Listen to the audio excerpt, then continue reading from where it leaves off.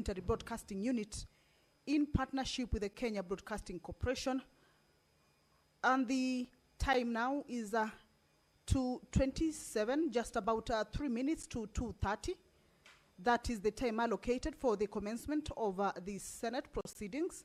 What you're seeing now currently on your screens, that is the inside of the Senate chambers, preparations or last minute preparations by the Senate staff. And in a short while, of course, we shall be expecting, or we shall be seeing, the members of the Senate making their way into the chambers to get ready for the business that is lined up for consideration this afternoon.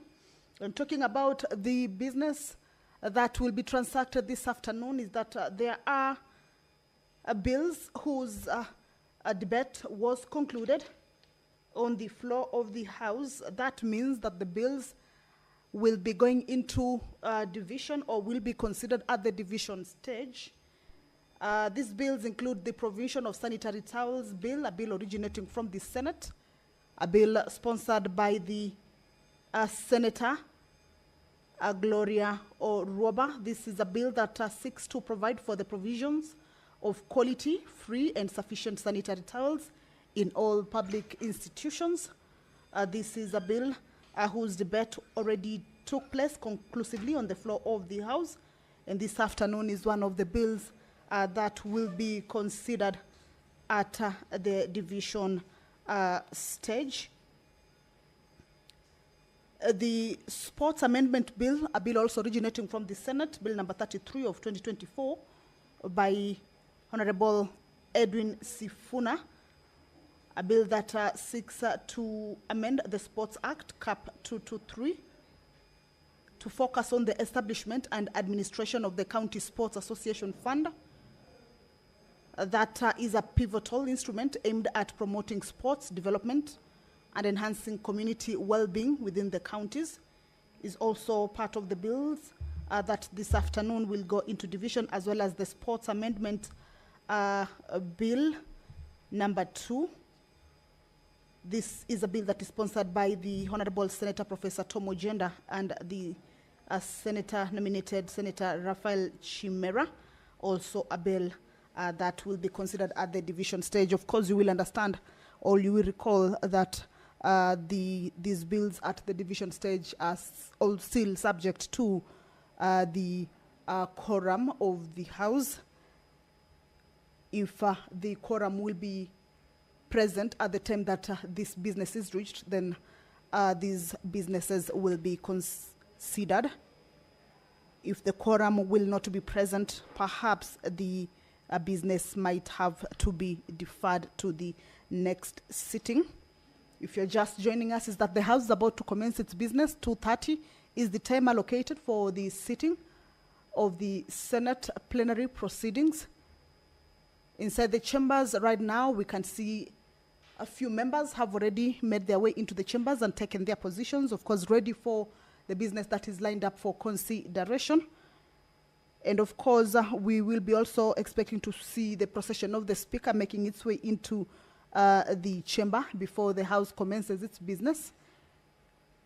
At the time the prayer is said and the chair taken, if the quorum is not present, because as provided for by the House Standing Order, at least 15 senators shall be seated after the prayer is said and the chair taken for the House to be deemed to have attained its quorum.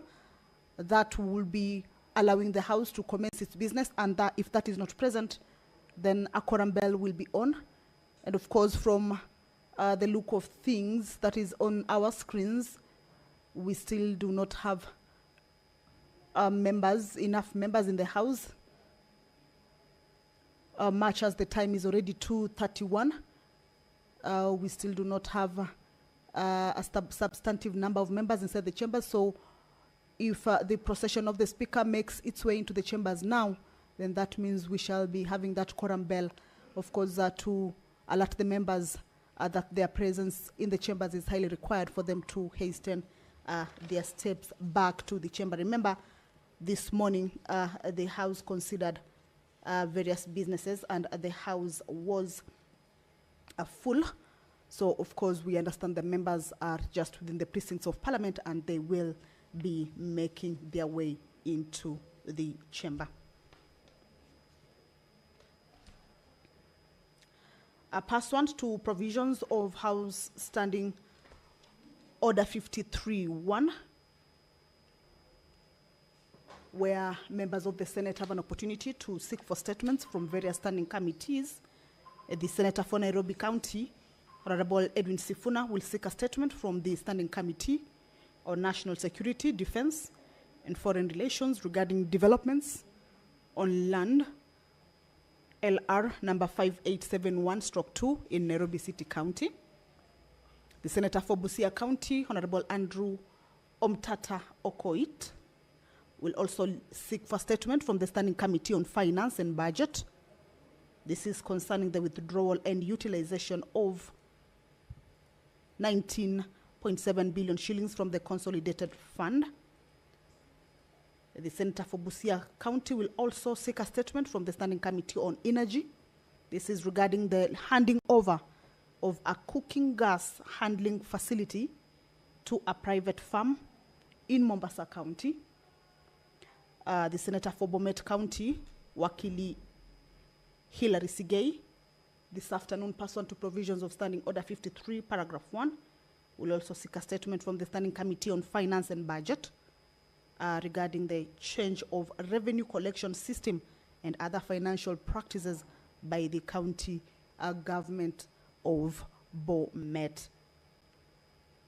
The House is about to commence its business, and we are waiting for the procession of the Speaker to make its way into the chambers. It's 2:34. And of course, we shall also be expecting to see more members making their way into the chambers. Remember, the House cannot commence its business if the quorum has not been raised.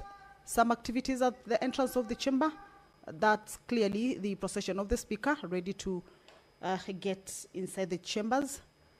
The mess ahead of the Speaker, that is the Speaker of the Senate, Honorable Amason Jeffa Kingi, making his way into the chambers to preside over this afternoon's sitting.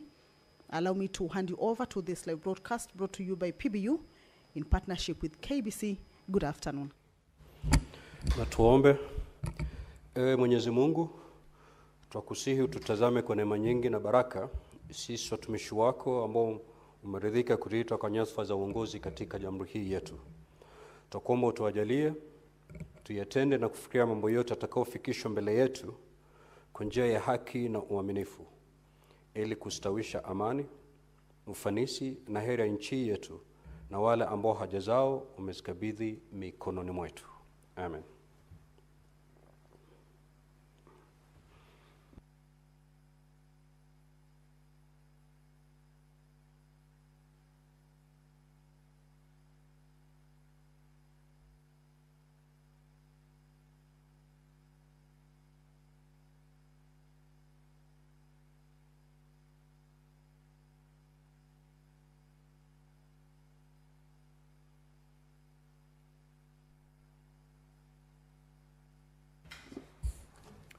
Do we have quorum?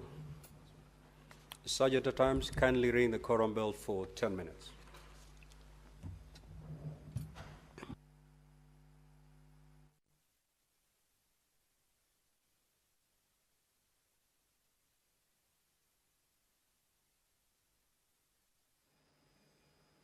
Well, clearly from this screen, the House does not yet have a substantive number of senators inside. So that quorum bell, of course, sends a message to the senators who may be within the precincts of Parliament, but yet to make their way into the chambers, that their presence is highly required inside the chambers for the business to be able to commence its business. This is as provided for in the House Standing Order 39 and 40, that at least 15 senators. The count of the senators after the prayer was said, the quorum had not been raised, hence that particular quorum bell for the senators to just hasten their steps and get to the chambers to allow the House attain that highly required quorum to enable it commence the business that is lined up for consideration this afternoon. So as the bell is on, we shall be expecting to see more members making their way into the chambers, and once that quorum is attained or raised, then I will be, without any further delay, hand you over back to the proceedings of the House this afternoon. As we wait for the senators to get to the chambers, we shall continue to take a look at the business that is lined up for consideration. Members will be seeking statements from various standing committee. This is as provided for under Standing Order 53, Paragraph 1. The Senator for Kisumu County, Professor Tom Ojenda, this afternoon will be seeking a statement from the Standing Committee on Energy regarding persistent power outages across the country. Professor Tom Ojenda will also seek a statement from the Standing Committee on Information, Communication and Technology regarding data management and security on the e-Citizen digital platform and the Maisha number system. The professor will also seek another statement from the Standing Committee on Health. Well, that's the entrance of the Senate chambers. More members making their way into the chambers. I believe in just a short while, or in a while, we shall be able to raise that quorum. And once that quorum is attained, then the business of the Senate will commence. The majority leader has just walked in. Also, Senator Mandago has also made his way. I believe the quorum will be achieved in just a few minutes. I will be able to hand this business back to the House. Well, the quorum has been achieved. Allow me to hand you over. Good afternoon. Do you have quorum now? Let's settle down. Clerk, you may proceed to call the first order, please. Order number 1, administration of oath. Order number 2, communication from the chair. Order number 3, messages.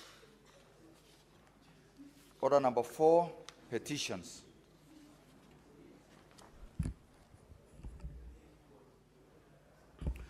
Honorable Senators, pursuant to Standing Order 232(1)(b), I hereby present a petition that has been presented and submitted through the clerk by Mr. Daniel Mutuma Rukaria and other residents of Kithima location in Meru County regarding public land grabbing. As you're aware, in Article 119(1) of the Constitution, and I quote, "Every person has the right to petition Parliament to consider any matter within its authority, including to enact, amend, or repeal any legislation." The salient issues raised in the said petition are as follows. 1, that Kithima location, Buuri East Sub-County, Meru County, does not have a public health facility, public primary school, or public secondary school. This situation has forced residents to walk long distances to access health and education facilities. The land had been set aside for public amenities as follows. Land parcel number Kiirua/Nikando 704 for Kithima Dispensary, land parcel number Kiirua/Nikando 702 for Kithima Primary School, and land parcel number Kiirua/Nikando 590 for CCM Secondary School. However, these parcels of land have been grabbed and are currently occupied by private developers, and therefore denying development of these facilities in the area. That the petitioners have made efforts to have this matter addressed by the Ministry of Lands, Public Works, Housing and Urban Development, the National Land Commission, the County Land Management Board, and the Meru County Executive Committee member for lands, physical planning, urban development, housing, and public works, but these efforts have not been successful in resolving the matter. Consequently, the petitioner prays that the Senate intervenes and investigates the matter with a view to do the following. 1, have the illegal occupants of the said parcels of land evicted. 2, having the mapping and boundary demarcation of said parcels of land to resolve the existing encroachment issue and restore the land to its intended use. And C, make recommendations necessary to protect public property and the constitutional rights of the residents of Kithima location. Now, Honorable Senators, pursuant to Standing Order 238-1, I commit the petition to the Standing Committee on Land, Environment and Natural Resources for consideration. Now, in terms of Standing Order 238-2A, the committee is required, in not more than 60 calendar days from the time of reading this prayer, which is today, to table its report in the Senate for consideration. I thank you. Next order, clerk. Order number 5, papers. The chairperson, Jaylock.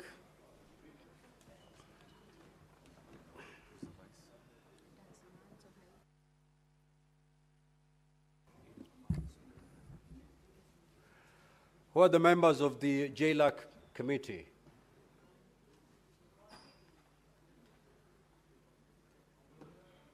Majority Leader, can you come to the aid of your chair, JLAC?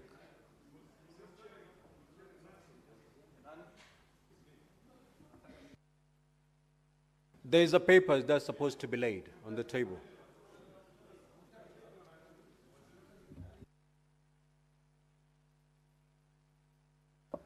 Mr. Speaker, I thought I had trained very many assistants, but nonetheless, no, besides Methu, there were many others. Mr. Speaker, I beg to lay the following papers on the table of the Senate today, Wednesday, the 14th of May, 2025. Number 1, report of the Standing Committee on Justice, Legal Affairs and Human Rights on its consideration of the County Civic Education Bill, Senate Bill number 4 of 2024. And number 2, the report of the Standing Committee on Justice, Legal Affairs and Human Rights on its consideration of the Kenya Policy on Public Participation, Sessional Paper number 3 of 2023. Mr. Speaker, I beg to lay. Next order. Order number 6, notices of motion. Order number 7, questions and statements. Honorable Senators, before I call honorable senators for purposes of requesting for statements, allow me to make the following communication. I would like to acknowledge the presence in the public gallery this afternoon of visiting teachers and students from St. Francis Katangi Boys Secondary School in Machakos County. The delegation comprises 2 teachers and 39 students who are in the Senate for a one-day academic exposition. Honorable Senators, in our usual tradition of receiving and welcoming guests to Parliament, I extend a warm welcome to them, and on behalf of the Senate and on my own behalf, wish them a fruitful visit.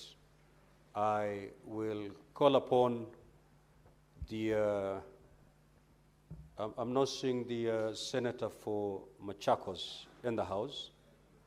I will therefore delegate this to Senator Beth Siengo to, under 1 minute, to extend a word of welcome.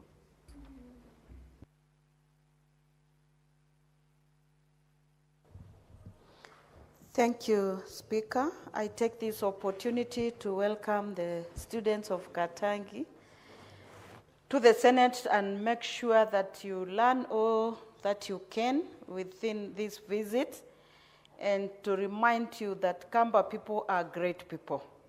So make sure you learn to become great as the Kamba leaders who have done great things for this country. Thank you.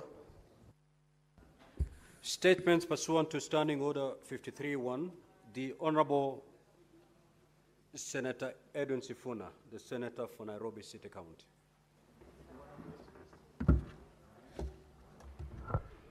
Mr. Speaker, I rise pursuant to Standing Order 53-1 to seek a statement from the Standing Committee on National Security, Defence and Foreign Relations on a matter of county-wide concern regarding the parcel of land known as LR number 5871/2, situated near Thika Road Mall in Roysambu constituency.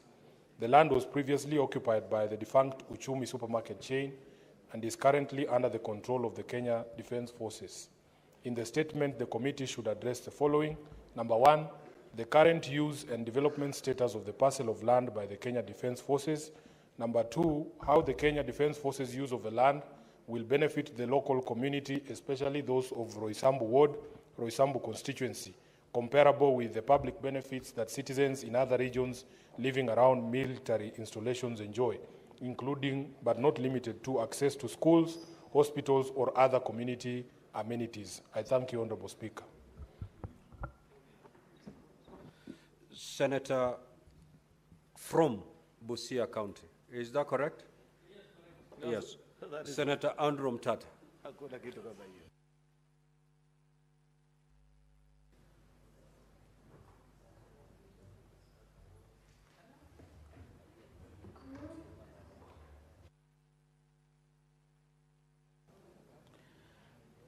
Mr. Speaker, sir, I have two statements. Can I read them together? Most obliged. Mr. Speaker, sir, I rise pursuant to Standing Order 53(1) to seek a statement from the Standing Committee on Energy on a matter of national concern regarding the handing over of a massive cooking gas handling facility to a private firm. Mr. Speaker, sir, the Kenya Pipeline Company, KPC, has been left counting losses amounting to millions of shillings after its plan to develop a 30,000 metric ton liquefied petroleum gas, LPG facility in Mombasa, aimed at making gas more affordable and accessible to consumers, was halted. The project will now be undertaken by a private firm, Asharami Synergy, leaving KPC to bear the costs of preparatory work already completed, as Kenya Petroleum Refineries Limited has now announced that it will lease 23.19 acres of its land to Asharami Synergy on a 31-year lease to develop, operate, and maintain the plant. In the statement, the committee should address the following. 1. Reasons why the plan by the Kenya Pipeline Company to develop the cooking gas handling facility in Mombasa was quashed and the project handed over to Asharami Synergy, which is a subsidiary of Sahara Group of Nigeria. 2. Circumstances leading to the decision by the Ministry of Energy and Petroleum to hand over the gas handling facility to Asharami Synergy rather than allowing KPC to undertake the project. 3. Whether Kenya Petroleum Refineries Limited followed the law and laid down procedure in leasing the 23.19 acres of the pipeline land on which the facility lies to the said firm. 4. The process of selection of a company to develop the gas handling facility, including details on all received proposals, as well as the justifications for contracting Asharami Synergy to construct and operate the facility on a 31-year lease. 5. How KPC plans to recover the Kenya shillings 192.64 million taxpayers' money brought out during the Office of the Auditor General's review of the KPC's financial results for the year ending June 2024 that was spent in undertaking studies, including demand survey, environmental and social impact assessment, front-end engineering designs, and the estimated cost of the project. Signed, Andrew Mtata Koichi, Senator. My second statement, Mr. Speaker, sir. Mr. Speaker, sir, I rise pursuant to Standing Order 53, brackets 1, to seek a statement from the Standing Committee on Finance and Budget on a matter of national concern regarding the withdrawal of 19,707,023,504 Kenya shillings from the consolidated fund under the vote item State Officers' Salaries, Allowances and Miscellaneous in January 2025. Mr. Speaker, sir, according to the Statement of Actual Revenue and Net Exchequer Issues for 2024-2025 financial year, published by the Cabinet Secretary for the National Treasury and Economic Planning through Gazette Notice number 1864, which unfortunately was misdated as having been published on 10th February 2024. It ought to read 10th February 2025.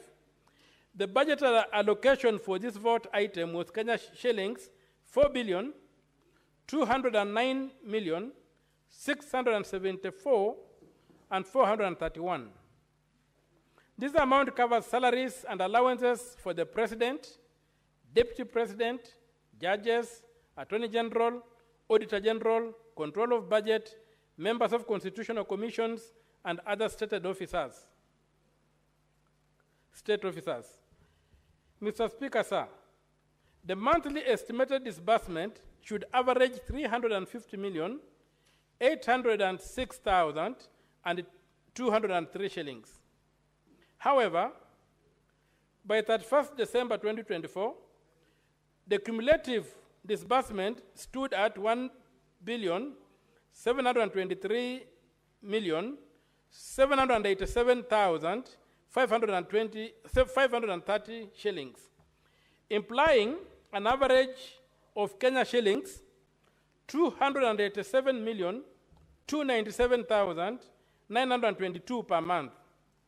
Accordingly, the expected cumulative figure for January 2025 would have been approximately Kenya shillings 2,011,085,451 shillings. Yet, the cumulative payment reported by the end of January 2025 was Kenya shillings 21,708,109,025 shillings, indicating an overpayment of 19,707,023,504 shillings, 574 shillings in a single month.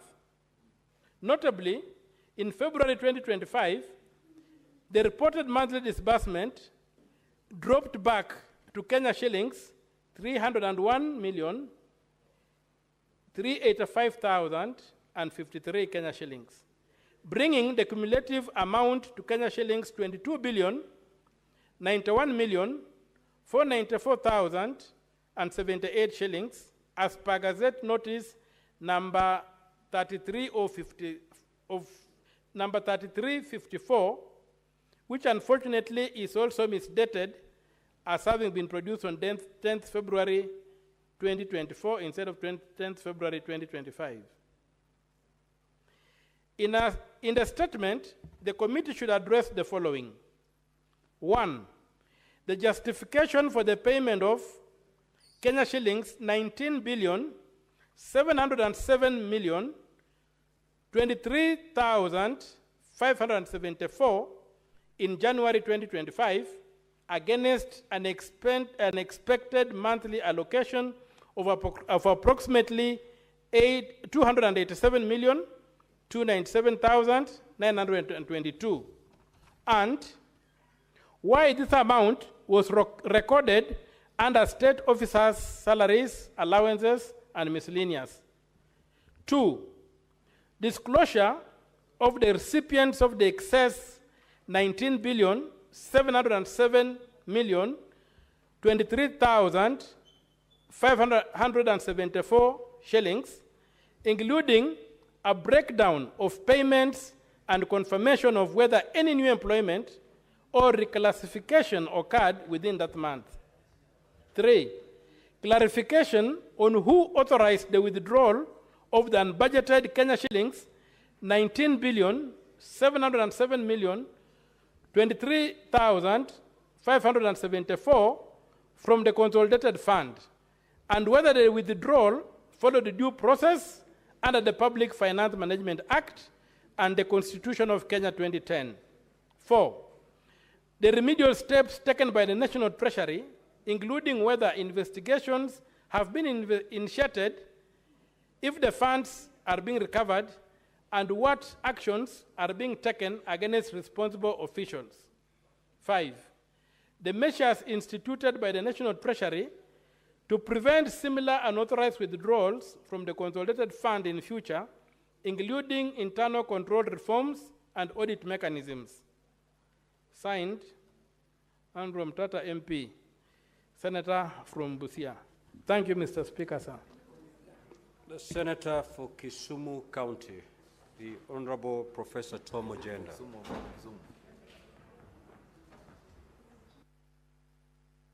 Mr. Speaker, I'm the Senator for Kisumu, not from Kisumu. Mtata is from Busia.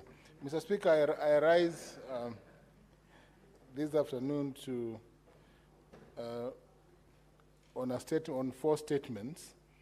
The first statement, Mr. Speaker, is on renewable energy development and equitable access in Kisumu County. Mr. Speaker, I rise pursuant to Standing Order 51 to seek a statement from the Standing Committee on Energy on a matter of county concern regarding the status of renewable energy development in Kisumu County and the equitable access to clean, affordable, and sustainable energy by households, public institutions, and small businesses within Kisumu County.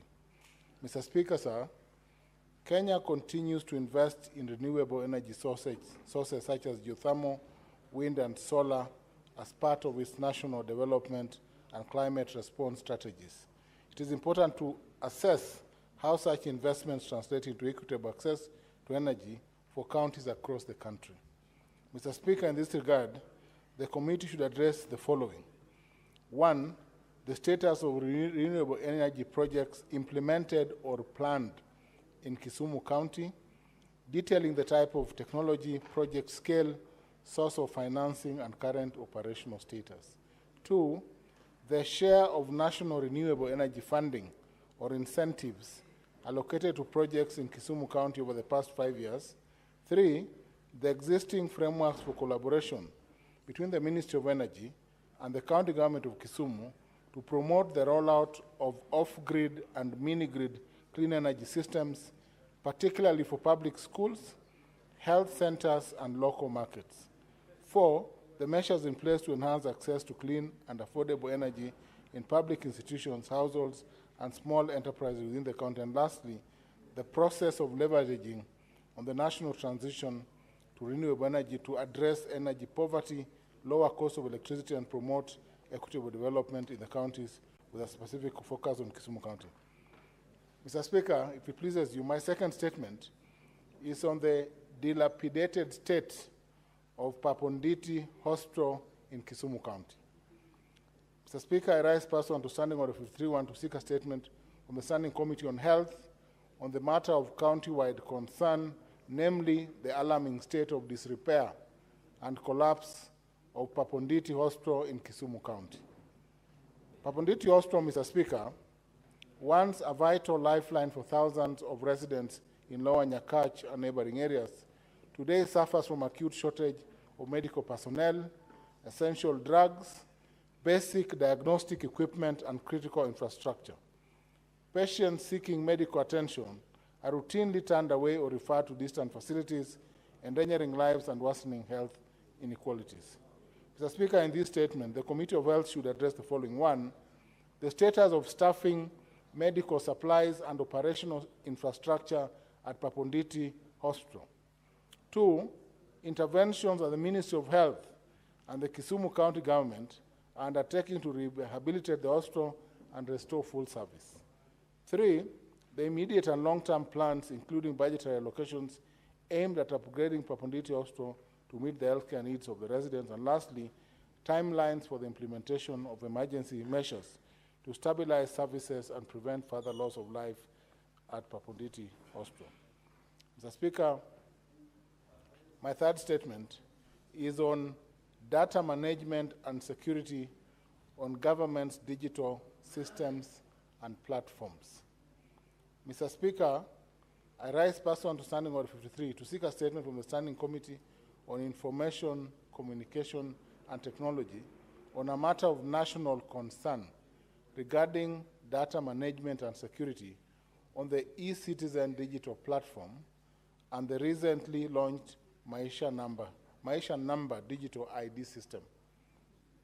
Mr. Speaker, sir, as the government expands its digital identity and service delivery frameworks, there's growing public concern regarding the protection of personal data, consent mechanisms, and the adequacy of infrastructure to prevent data breaches. In this statement, Mr. Speaker, the committee should address the following. One, the institutional safeguards in place to ensure that personal data collected through eCitizen digital platforms and the recently launched Maisha Number digital ID system is protected in accordance with the Data Protection Act 2019. Two, the measures in place to ensure consent is sought and granted before collection or sharing of individual biometric or digital identity data. Three, findings of any independent audit or risk assessment conducted in the security architecture of the e-platform and Maisha Number system. Four, the role of private contractors or third parties in the design and management of the eCitizen platform and Maisha Number system, including the extent of the access to citizen data. And lastly, mechanisms for redress and accountability in the event of data misuse, breaches, and identity theft. Mr. Speaker, my last statement is on the persistent power outages across the country. Mr. Speaker, I rise pursuant to Standing Order 53 to seek a statement from the Standing Committee of Energy, chaired by Senator Buru, on a matter of national concern, namely the persistent power outages that occur across the country during the rainy season, and we have them here, and the continued failure by Kenya Power and Lighting Company, KPLC, to develop and implement resilient, weatherproof energy infrastructure. Mr. Speaker, sir, seasonal rains routinely trigger nationwide blackouts lasting hours or even days, exposing critical failures in the Kenya power infrastructure. These outages endanger lives, especially in rural hospitals, lacking reliable backup, and result in substantial economic damage to households, small and micro enterprises, educational institutions, and industries. Far from being isolated incidents, Mr. Speaker, the frequent blackouts highlight systemic grid weaknesses, and more troubling, KPLC's chronic lack of preparedness for a predictable annual event. In the statement, Mr. Speaker, the committee should address the following. One, the root causes of Kenya Power's continued nationwide failure to maintain stable electricity during rainy season and provide a region-by-region analysis of the most affected areas.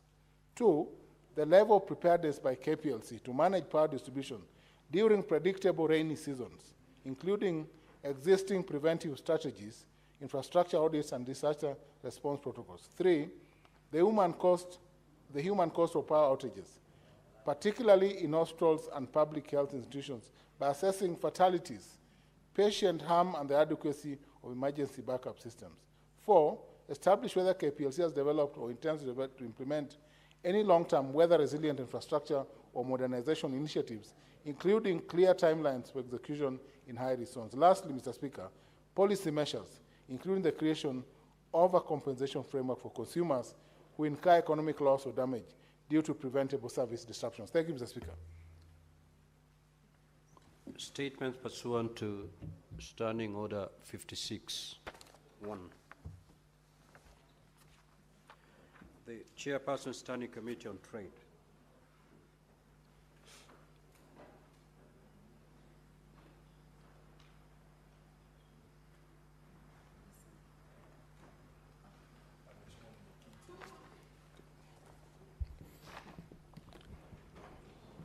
Mr. Speaker, sir, I raise pursuant Standing Order 56(1)(b) to make a statement relating to the activities of the Standing Committee of Trade, Industrialization and Tourism for the first quarter of the fourth session, covering the period between February to April 2025. During the period under review, the committee held 22 sittings, during which it considered 18 statements and 4 bills. The committee considered the Budget Policy Statement 2025 and among others, recommendation. The committee recommended that prior to the embarking of Phase 2 in the implementation of the County Aggregated Industrial Park CAIPS, the Ministry of Investment, Trade, Industry should ensure that all the 19 counties that were in the Phase 1 have fully implemented the aggregated industrial parks. The committee undertook county oversight and networking engagement in Mombasa and Kwale County. During this visit to Kwale County, the committee visited the Shimoni Fishing Landing Site and the Kwale Aggregated Industrial Park. In the Mombasa County, the committee visited the Dongo Kundu Special Economic Zone and the East African Tea Trade Association. Following the constitution of the Committee of the Senate, the committee conducted a mini-induction retreat with the Ministry of Cooperative and the Semi-Development and the Ministry of Tourism and Wildlife. The retreat enabled the new members of the committee to familiarize themselves with the relevant ministries and the relevant semi-autonomous government agencies. It also allowed the committee to interact with the leadership in the various ministries. The committee will finalize its mini-induction with the Ministry of Investment and Trade, which is yet to happen. It is had to happen because of scheduling issues. The committee also conducted a retreat to consider the submission received on the Creative Economy Support Bill and the Cooperative Bill 2024.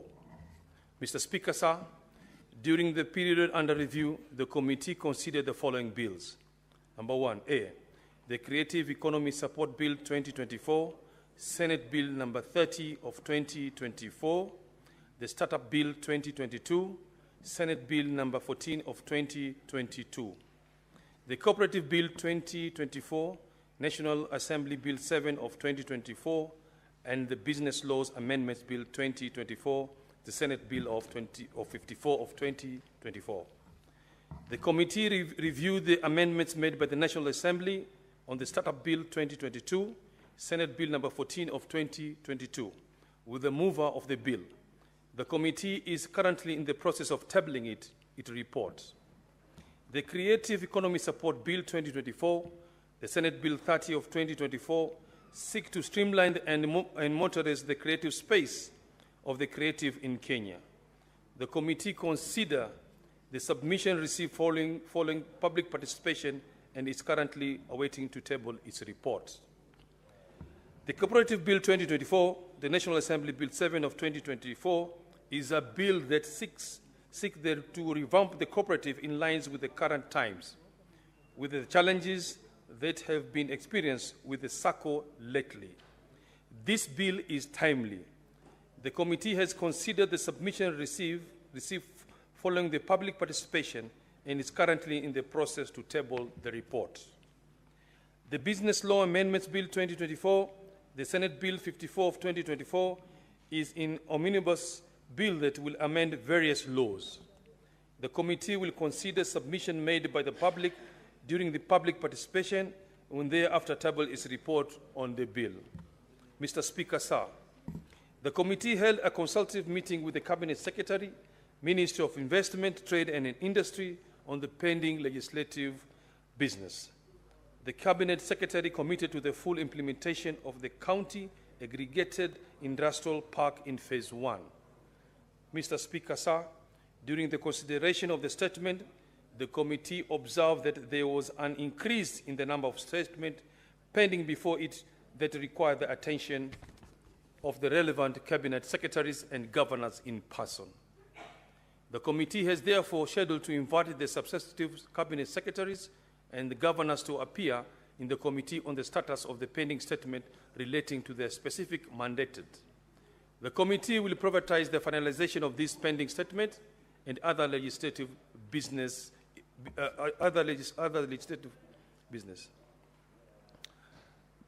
Honorable Mr. Speaker, sir, in conclusion, I wish to thank your office and the office of the Clerk of the Senate for the support accorded to the committee in its work in executing its mandate.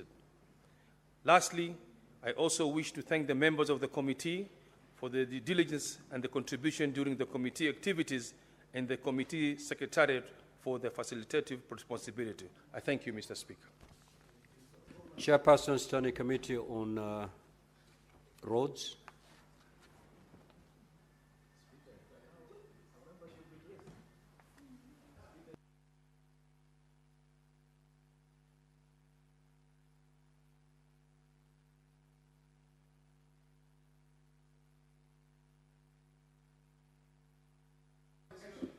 Do we have a member from that committee to represent? Okay, so then we move to the Chairperson Standing Committee on. Well, that matter has already been deferred to a later date. Chairperson Select Committee on County Public Accounts.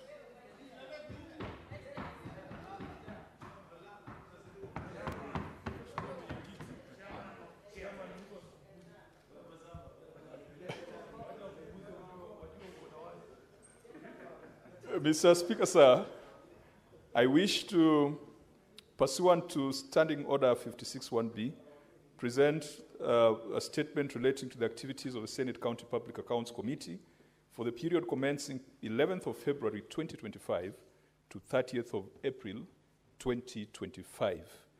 Mr. Speaker, it's important to note that those are the dates from which the committee was reconstituted to the end of the third quarter. During the period under review, the committee held a total of 8 sittings that included the election of the chairperson and vice chairperson, consideration of its work plan, and interrogation of reports of the Auditor General on the financial statements of various county executives. Mr. Speaker, sir, as you're aware, on the 1st of October 2024, the High Court in Republic versus Nairobi City County Assembly and another Musumba and 4 others ex parte application E082 of 2023-2024, the citation is there, delivered a judgment which materially affected the mode of operations of the Senate Public Accounts Committee. In light of the above-mentioned judgment, the committee was thereafter compelled to prepare and table its reports for the financial year 2023-2024 by end of March 2025, which were debated and approved by the Senate on Thursday, 27th of March 2025. And Mr. Speaker, sir, because this statement is restricted to 30th of April, perhaps this will come in the next report, because subsequently in May, Justice Aburili delivered a ruling on that matter, and we shall update the House appropriately. Mr. Speaker, sir, taking into account the constitutional timelines provided for in Article 2298, the committee invited 18 governors or county entities to appear before it and requested the rest to submit written management responses. Out of the 18 governors invited, only 4 appeared before the committee. The committee remains deeply concerned by the growing trend of governors failing to honor invitations to appear before Senate committees without offering any justifiable reasons, a practice that amounts to contempt of Parliament. In light of this, the Senate should consider exploring avenues for amending the Parliamentary Powers and Privileges Act 2017 to introduce stricter penalties, including fines, imprisonment, or other punitive measures to safeguard the authority and dignity of Parliament, because, Mr. Speaker, from experience, governors are happy to pay the 500,000 fine and go scot-free. Further, the committee requested the clerks of the 47 county assemblies to submit written management responses. The committee resolved to adopt the Auditor General's reports for 45 county assemblies as submitted by the Auditor General. The committee noted that 2 county assemblies, namely Homa Bay and Migori county assemblies, had adverse opinions, and it prepared its report on the 2 county assemblies, and the reports thereof were tabled and adopted by the Senate. Mr. Speaker, sir, the committee further conducted a comprehensive fiduciary risks analysis from the Auditor General's reports for all 47 counties during the financial year 2023-2024. This rigorous examination revealed systemic weaknesses in public financial management across county governments, with a cumulative fiduciary risk exposure amounting to 532.67 billion. The detailed fiduciary risk report was tabled, presented, and adopted by the Senate on the 27th of March 2025. Mr. Speaker, sir, in terms of budgetary compliance, The committee observed frequent and unauthorized reallocations of development funds towards recurrent expenditures, often without the requisite approval from county assemblies. Moreover, there was a worrying trend of underabsorption of development budgets, leading to poor service delivery and stalled growth initiatives. Human resource management across the counties was equally troubling. Counties were found to engage in rampant irregular recruitment, resulting in the proliferation of ghost workers, casual employees hired beyond statutory limits, and improper remuneration practices, including the overpayment of allowances. Further, the wage bill crisis persisted unabated, with only 11 counties adhering to the 35% wage bill ceiling as prescribed by law. Alarmingly, 16 counties were found to be spending over 50% of their revenue on wages. The committee also noted with concern the matter of pending bills, with counties accumulating debts totaling to 181 billion, and 179 billion of that is owed by county executives and 2 billion by county assemblies. Mr. Speaker, it should concern this House if county assemblies, which generally do not do a lot of development, could still owe 2 billion to service providers. Other troubling practices identified by the committee included the processing of payments outside the IFMIS platform, irregular interest management characterized by multiple unrecovered advances, unauthorized funding of the Council of Governors, and the prevalence of incomplete and unutilized projects. In conclusions, these findings paint a deeply concerning picture of financial governance at the county level, revealing systemic weaknesses in public financial management systems and highlighting potential instances of gross financial malfeasance.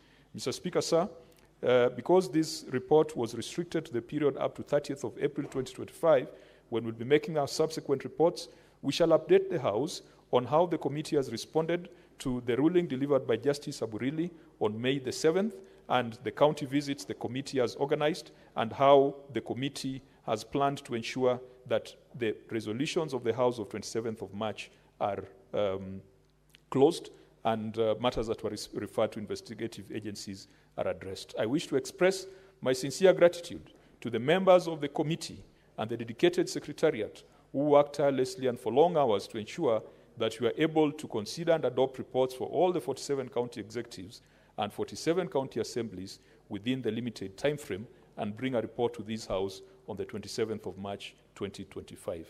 Thank you, Mr. Speaker. Senator Wakili Sigei.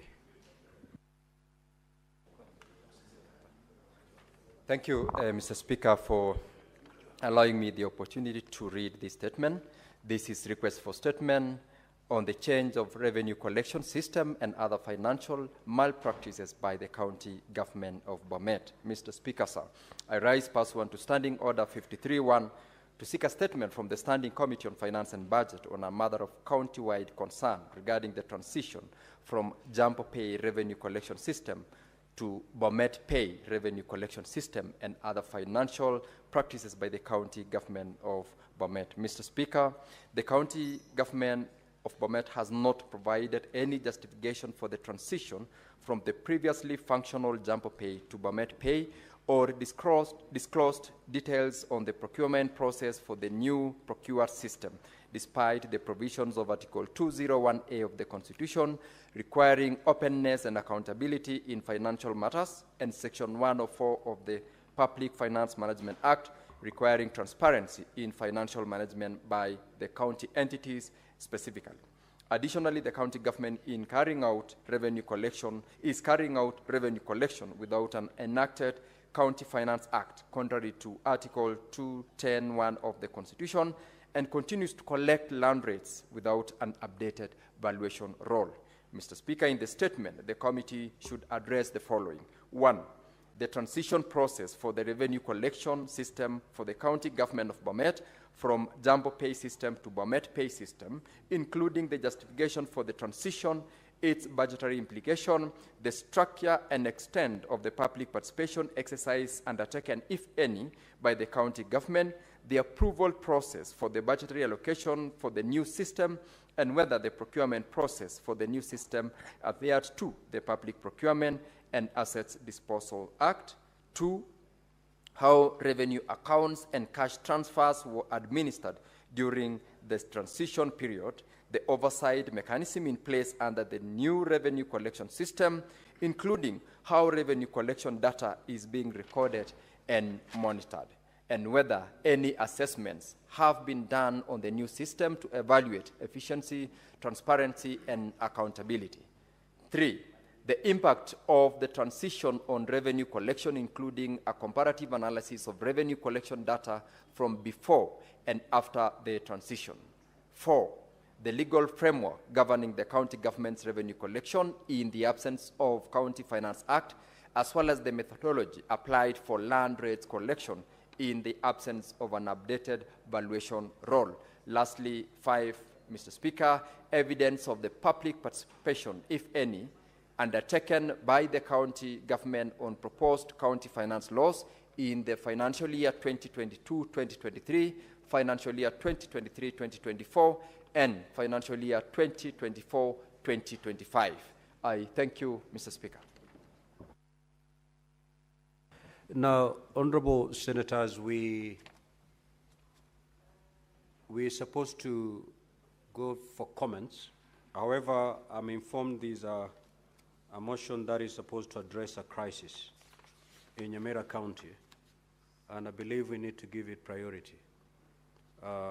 We have two groups, each purporting to be the legitimate county assembly of Nyamira, and each is busy churning bills and laws, not knowing which one is the right house to guide Nyamira County.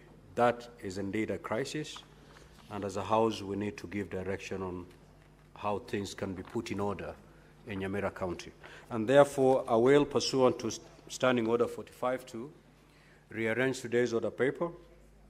We will move to handle order number 13, and thereafter we will resume the normal flow as contained in today's order paper. However, before I allow the clerk to call order number 13, allow me to make this communication. Honorable senators, you may walk in and take your seats.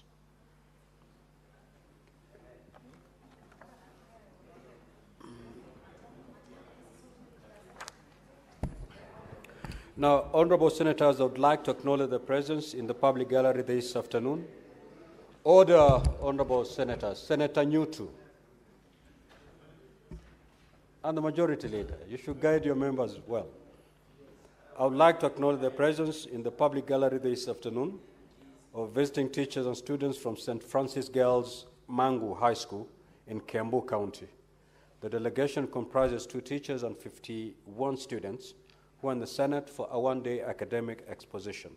Now, honorable senators, in our usual tradition of receiving and welcoming guests to Parliament, I extend a warm welcome to them, and on behalf of the Senate and on my own behalf, wish them a fruitful visit. I will call upon the Senator for Kiambu County to extend a word of welcome under 1 minute. Proceed, Senator Karungo.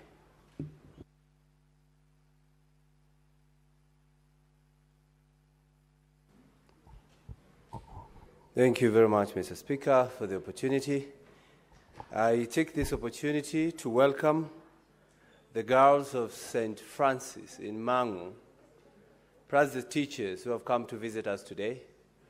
This is the Senate, of course, I'm your senator, Karungo Wathangwa, that is my name, and I thank your parents for voting for me. This is a great opportunity for you to come to learn and see what we do at the Senate. The Senate has been described by Kenyans as the last line of defense when it comes to legislation and when it comes to passing motions and laws that really assist and help the common mwananchi.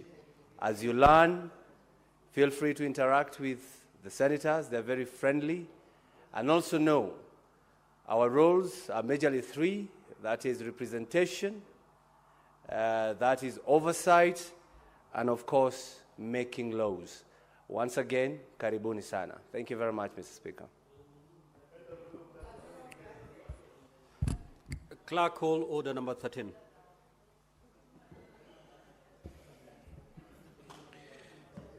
Order number 13, motion.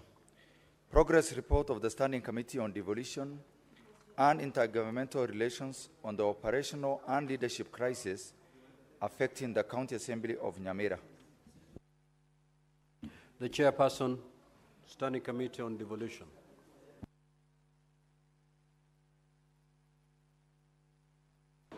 Give me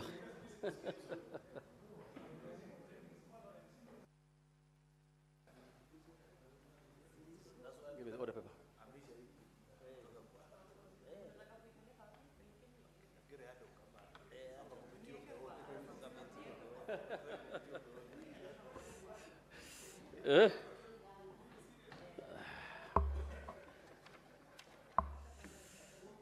Okay. Honorable Speaker, I beg to move the report of the Standing Committee of Devolution and Intergovernmental Relations on the operational and leadership crisis affecting the County Assembly of Nyamira. That the Senate adopts the progress report of the Standing Committee on Devolution and Intergovernmental Relations on the operational and leadership crisis affecting the County Assembly of Nyamira laid on the table of the Senate on Thursday, 17th April 2025. Honorable Speaker, the Senate Standing Committee on Devolution and Intergovernmental Relations reported that long-time standing dispute of the County Assembly of Nyamira that allegedly split the Assembly into two functions. The committee has further concerned that the dispute was affecting the smooth functioning of the County Assembly and effective service delivery in the county. Additionally, Honorable Speaker, on Tuesday, 1st April 2025, the Senator for Nyamira, Senator Mogeni, CPS Senior Counsel, MP rose pursuant to Standing Order 53 to seek a statement from the Standing Committee on Devolution regarding the leadership and operational crisis currently affecting the county of Nyamira. In the statement, the Senator informed the House that the Assembly had split into two rival functions, each conducting parallel sittings in different venues, led by individuals claiming to be the legitimate speaker and clerk. This state of affairs caused confusion, undermine the legislative integrity, and will potentially jeopardize public confidence in the institutions and the oversight role of the Senate. Honorable Speaker, the Senator requested the following. One, the officially designated and gazetted locations of the County Assembly of Nyamira and whether sitting held outside the location were duly approved, tabling evidence. Two, the status and legal standing of business transacted by the two functions, including the adoption of the supplementary budget and other legislative issues made during the standoff. Three, the process through which the two speakers and clerks were appointed and whether due process and relevant standing orders were followed in the installation. Four, the steps taken by the relevant constitutional and intergovernmental bodies to resolve the leadership dispute, to resolve the leadership dispute and restore order in the county. The Senator further recommended that the committee initiates and leads a reconciliation and mediation process to return the Assembly into institutional normalcy and safeguard the rule of law and protect the interests of the residents of Nyamira. Honorable Speaker, the Committee of Devolution considered the matter and invited both functions to a meeting of the committee on 8th of April 2025 to address the committee on the dispute. The individuals were Hon Taudus Nyamboro and Hon Enoch Okwero, both claiming to be the legitimate speaker, and Duke Oyare and Sylvanus Ndemo, both claiming to be the legitimate clerk. The committee also invited the Controller of Budget to provide information on financial issues arising from the approval of the budget, county budget, and acquisitions. Honorable Speaker, the committee conducted extensive discussions with the stakeholders regarding the matter, noting that the major issues arising from the deliberation. Further, the committee did an in-depth analysis into the issue emerging from the stakeholders' submissions and made various observations as set out on the report. In the report, the committee observed that, 1, there were 2 functions that consist of separate leadership structure, including speakers, clerks, and assembly service board, leading to confusion, legal uncertainty, and inability of the county assembly to effectively fulfill its constitutional duties. The 2 warring functions have an intense dispute that have culminated in numerous cases being filed before various courts, which have further complicated the situation in the assembly. Some of these courts include Nyamira High Court, E008 of 2024 by Enoch Okero versus Nyamira County Assembly, and others, challenging the suspension of Hon Enoch Okero as the Speaker. 2, petition number ELRC E001 of 2024 at the Kisii High Court, Enoch Okero and others versus the County Assembly of Nyamira and Acting Clerk County Assembly, challenging the impeachment of the Hon Enoch Okero as a Speaker. 3, the High Court,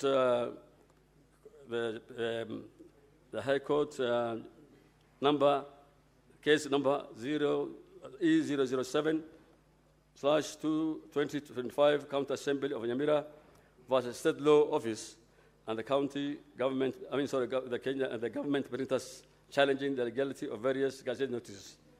4, High Court number E001/2025 Edwin Oshogo versus IBC and Nyamira County Assembly and others, challenging the election of Hon Thaddeus Omanyi Nyambaro as a Speaker of the County Assembly of Nyamira.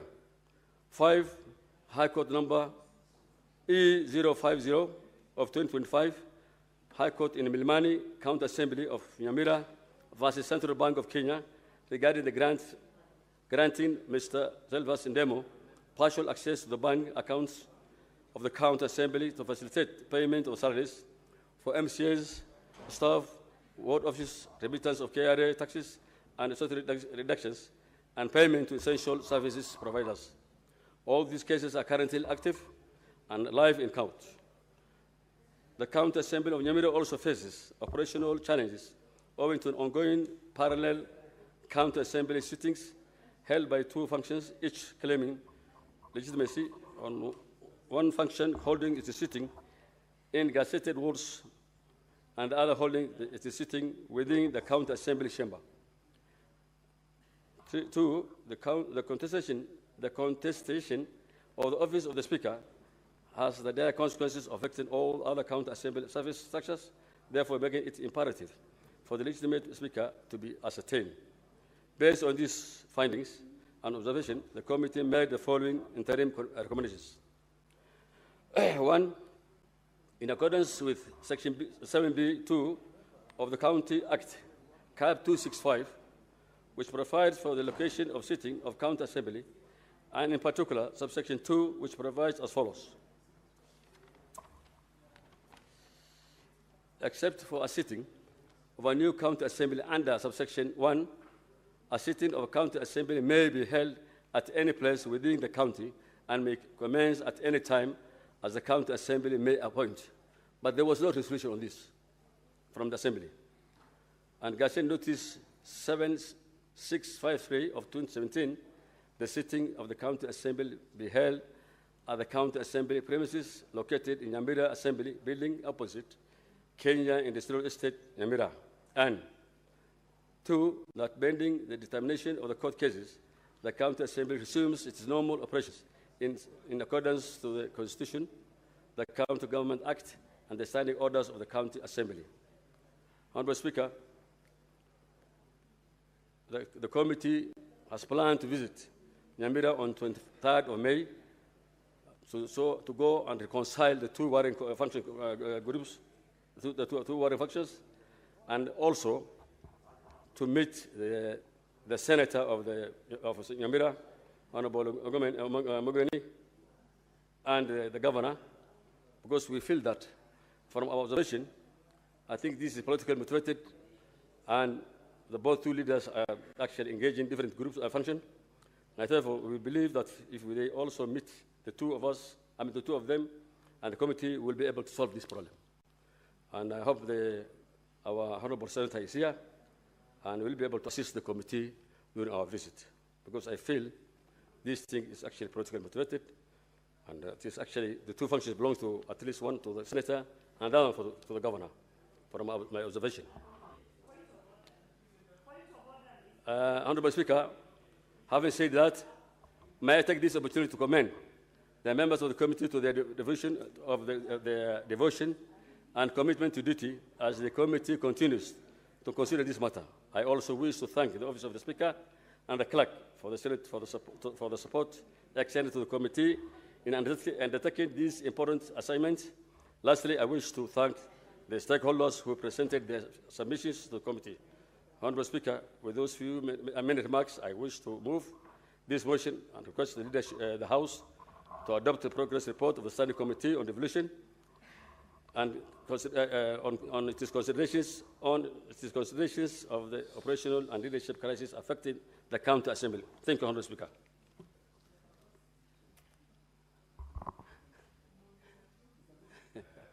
Who is seconding your motion, Senator Abbas? Langwa. Second. The committee member.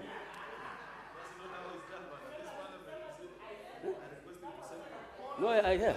Honorable Speaker, sorry. I request Honorable Langwa, who is a member of the committee, to second.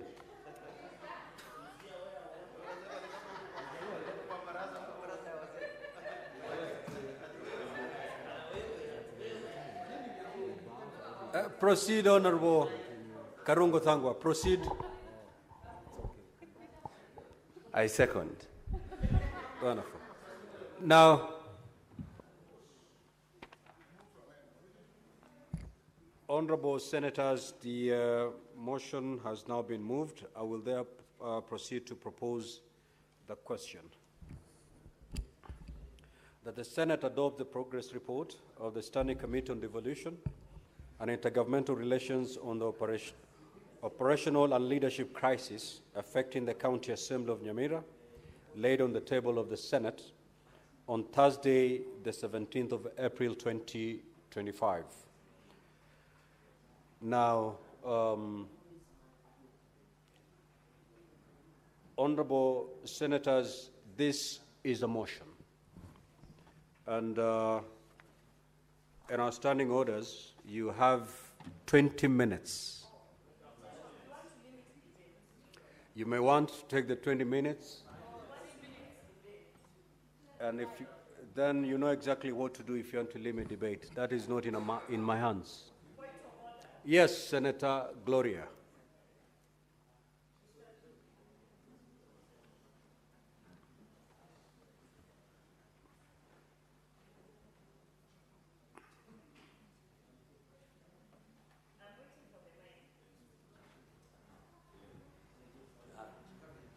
Thank you, Mr. Speaker.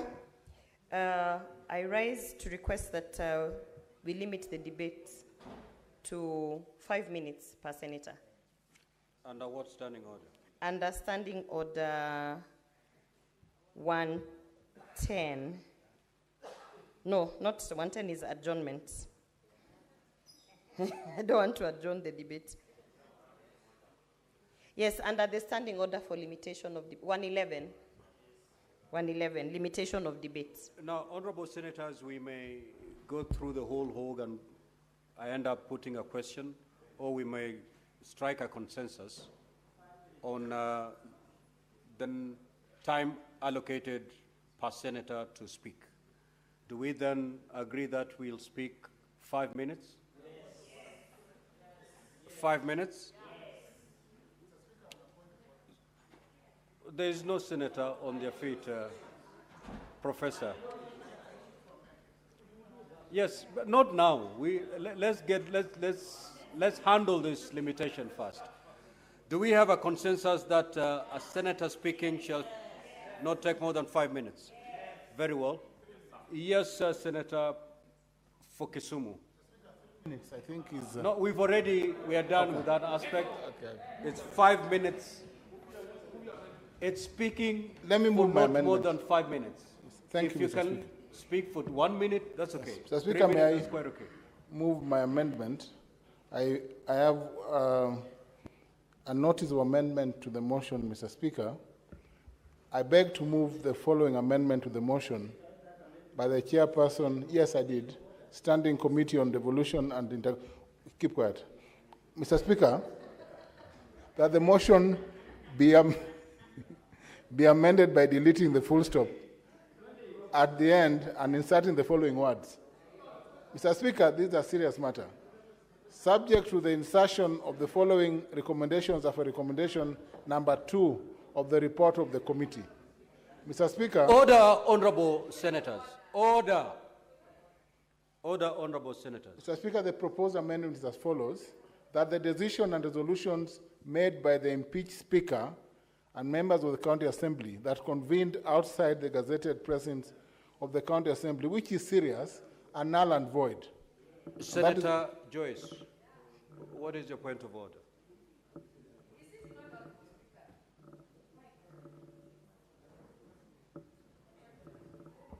Yeah, Honorable Speaker, is it in order for Honorable Cherargei to just cross the floor and interrupting the members while talking and just crossing the floor like a marketplace, Honorable Speaker? No, where is the Honorable Senator? Senator Fernandi. Kindly leave the chamber for the remainder of this session. Kindly.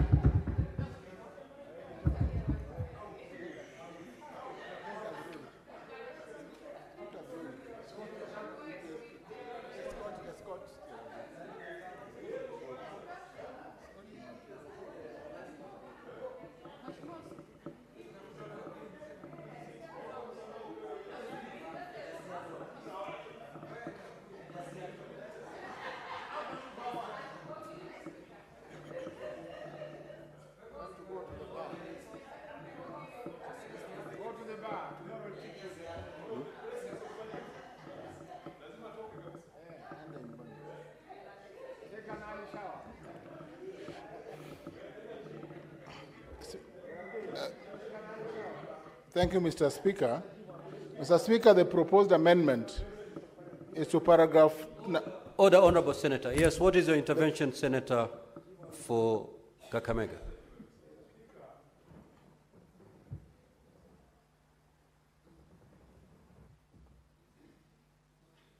Mr. Speaker, I thank you for this opportunity.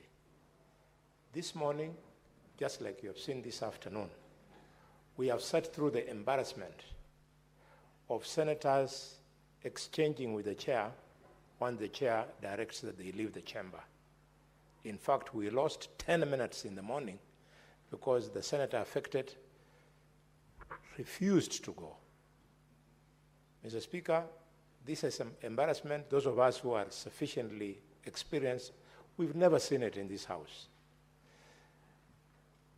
Can you find a way of restoring the dignity of senators and the Senate so the senators don't come here thinking they are coming to prove their mancho? Once they have broken the rules, they go out. Mr. Speaker. Honorable Senator, the dignity of this House rests in your hands. I'm your Speaker, I'm not your prefect. I'm here to coordinate and facilitate debate. If you decide to be belligerent, the only thing I can do is to ask you to leave the chamber so that you allow your colleagues to continue with debate and the business of the House. So the dignity of this House shall not be brought about by the number of senators we ask to leave. And that's why I'm very restrained in asking a member to leave the chamber. I'll always caution with the hope that a member will see the need to behave in a manner that befits the title of an honorable senator.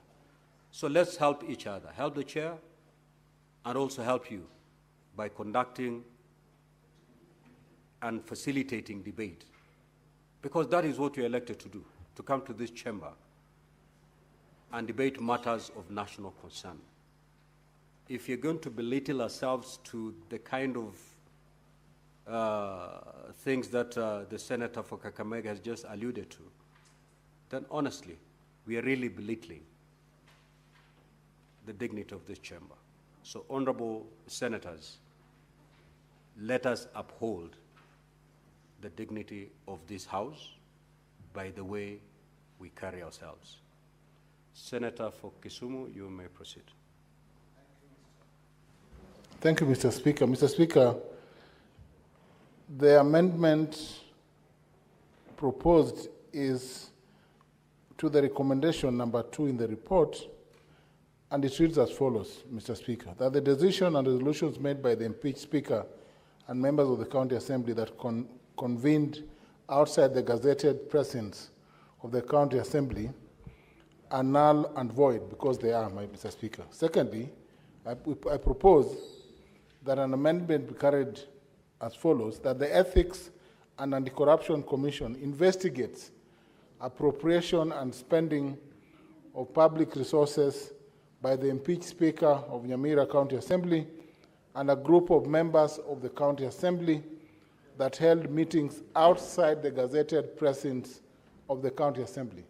And lastly, Mr. Speaker, I propose that the clerk and the County Assembly surcharges and recovers all allowances and funds paid to the impeached Speaker and the group of members of the County Assembly who conducted business outside the gazetted presence of the County Assembly, Mr. Speaker. We cannot afford to have 2 assemblies and 2 speakers, Mr. Speaker. Thank you. Mr. Wambua, can you second?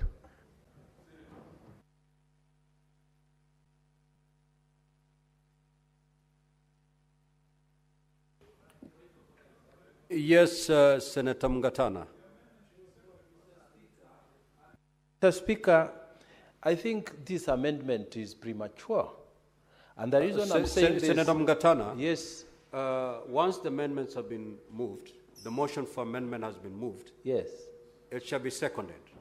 And then once I propose the question, you can rise. Much obliged, and put your point across. Your seconder, Professor? Who is your seconder?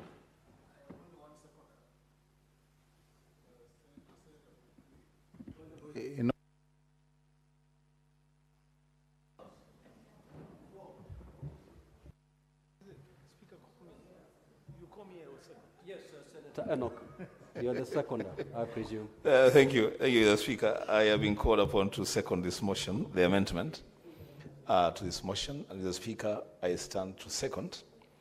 Mr. Speaker, as we second the amendment to this motion, let it be known to all of us in this House, that the county assemblies are what is referred to as regional parliaments in other jurisdictions. Institutions that have capacity to make laws and transact business for and on behalf of their respective governments. The Speaker of those assemblies, it can never be that a section of leaders in one assembly would decide that they are going to have a sitting in the office of a member of a county assembly and call themselves the assembly of that respective county and pass laws and appropriate funds for the executive. And then we sit here, the Speaker, and say that we are oversighting devolution. The Speaker, if we allow that to happen in Nyamira, it will happen in Tana River, it will happen in Kakamega, it will happen in Bomet, and before you know it, the Speaker, anytime that MCRs are able to marshal a quorum to do anything, they will appoint among themselves a Speaker, they will do what they want to do, they will appropriate, and they will say that they have done it as an assembly. The Speaker, assemblies have designated venues And once a place is designated as the sitting of an assembly, there is a procedure of gazettement. To the extent that any business takes place in any place, Mr. Speaker, that is not gazetted as a sitting of the assembly of any county, Mr. Speaker, the business transacted in that place cannot be said to be legal business. Mr. Speaker, I second. Honorable Senators, I will now propose the question. Majority Leader, kindly take your seat.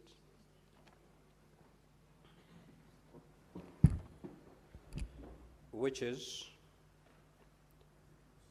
that the motion be amended by deleting the full stop at the end and inserting the following words, subject to insertion of the following recommendations after recommendation number 2 in the report of the committee. 3, that the decision and resolutions made by the impeached Speaker and members of the County Assembly that convened outside the gazetted places of County Assembly are null and void. That the Ethics and Anti-Corruption Commission investigates appropriation and spending of public resources by the impeached Speaker and group of members of the County Assembly that held meetings outside the gazetted places of the County Assembly, and that the Clerk of the County Assembly surcharges and recovers all allowances and funds paid to the impeached Speaker and the group of members of the County Assembly who conducted business outside the gazetted places of the County Assembly. Now the floor is open. Yes, you, Senator Mungatana. So, Speaker, I beg to, first I want to thank you for giving me the floor, but I beg to oppose the proposed amendment. That amendment, Mr. Speaker, is speaking to the finality of that report. Mr. Speaker, I took my time to listen because I have very serious concern about the problems that are facing Nyamira, like all of us. We don't want the problems to continue. But I listened to the chair of Cohesion Committee, Mheshimiwa Abbas. It's Devolution Committee. Devolution Committee. And he said it's a progress report. And Mr. Speaker, I was going to support him very much in the original format because he said the recommendation, in fact, the heavy recommendation, was that the committee was going to go to the ground. They have suspicions that maybe these factions are supported by politicians, and they were going to have a meeting with the senior politicians there, who is the senator and the governor. Mr. Speaker, this is a very good recommendation, and it's a progress report, so that then they can feel and hear. In our language, we say you want to feel the stomachs of the people of that decision.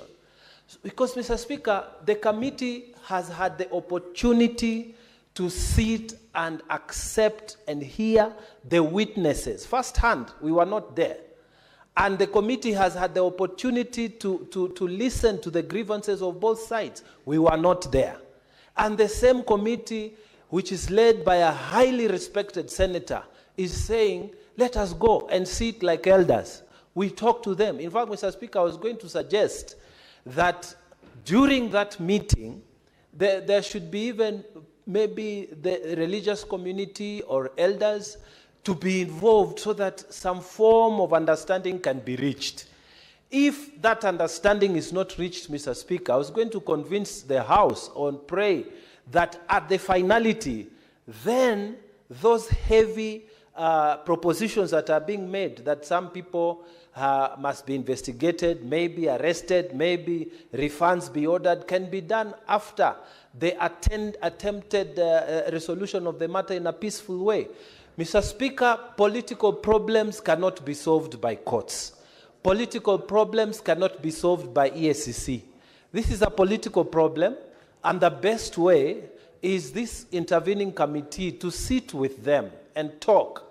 But, Mr. Speaker, when we say that now the other side must refund the money, the other side all the meetings they have done are illegal and whatever, and yet the committee is just giving us a progress report. I think it's like the Senate is taking a position before even the meeting is convened. It's like the Senate has already decided, but the committee has not recommended to us that we take that position. And Mr. Speaker, I don't know whether Honorable Senator for Kisumu, who is a member of that committee, I'm not sure, but the chair of that committee has spoken to the progress report. Mr. Speaker, I want to request honorable members, and I stood here to say it's premature. I'm just requesting, give them 1 week or 2 weeks. They will come back having made those attempts. There's nothing wrong with attempting a resolution. Mr. Speaker, those of us who practice law, we have been told many times that a bad consent is better than a good judgment. The best judgment that you can give is not like a poor consent. Even it's better to have a poor consent, but a consent between parties. Why can't we give the opportunity to the chair and his committee to go and attempt a political solution? Why are we in a rush, Mr. Speaker? I'm asking that we don't be seen to be partisan as a house. Let the committee go and attempt. And this amendment that is being introduced, it is a is finalizing this report. And that was not the intention of the chair. I listened to him carefully. So, Mr. Speaker, unless we are saying we have no confidence in what the chairman and the committee are doing, I think it is unfair to take a position at this time. Whether that position is correct or not is not what I'm saying. I'm just saying, let us give the committee an opportunity to go and listen, seek a political solution. Let us not take a position now on Nyamira so that we can give all political players, maybe the religious groups, maybe the elders, beg to oppose that amendment and ask that we let the committee go with the first form of the motion, that they go down to Nyamira and attempt a political solution. I beg to oppose. I thank you, Mr. Speaker. Senator Kajwang. Mr. Speaker, the person who represents the people of Nyamira in this House is Senator Okongo Omogeni. He's the one who moved the committee to carry out an inquiry on matters to do with the affairs of the Assembly in Nyamira County. And generally, when a senator escalates such matters to the Senate, we must take it seriously, because it would imply that he may have attempted all other methods of reconciliation and they have failed, and they have seen it fit to bring it to the Senate. Mr. Speaker, Senator Omogeni brought this matter to the Devolution Committee on the 1st of April 2025. I don't think it was a Fool's Day prank. It is 45 days later. We have an interim report, and it is not normal, Mr. Speaker, as you know, that when a statement is requested, that the committee reports back to the House.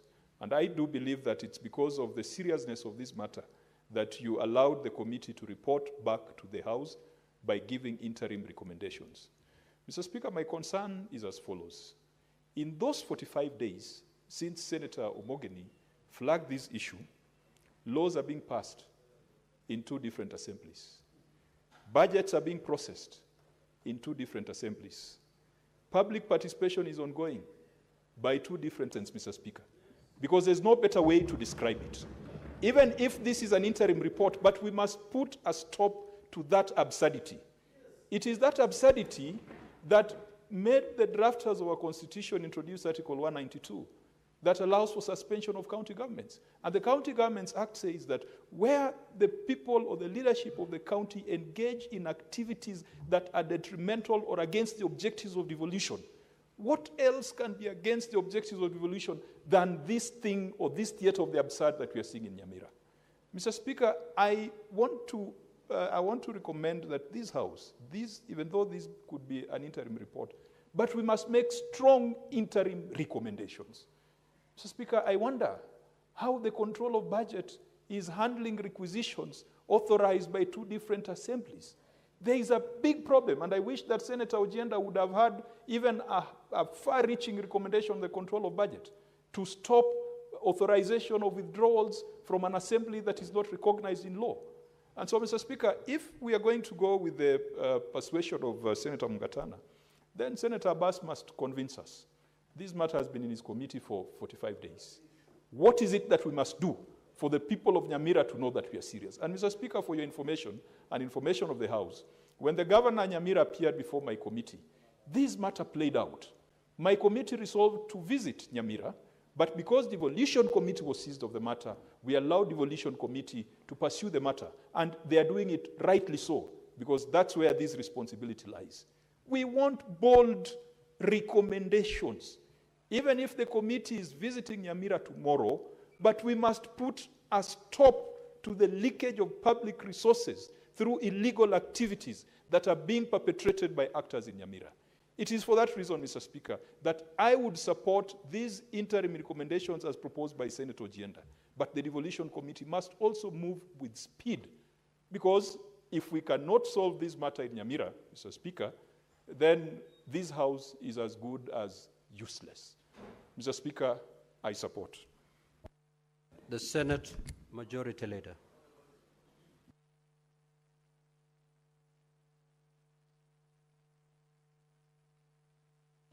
Mr. Speaker, this is a very sad affair. But Majority Leader, would you wish to get some more information from the chair devolution before you make your comments? I don't mind. Proceed, Senator Abbas. I want to inform the House. This issue seems to be taking a lot of interest. And I think we did what we said is progressive report. We do not finalize the situation. 2, Honorable Speaker, we have a gazette notice that was gazetted. The venues, what they call Bonge Mashanani. That all the areas that these people are sitting have already been gazetted outside the respective place for the assemblies. 2, we ask the same questions what Honorable Jung is saying.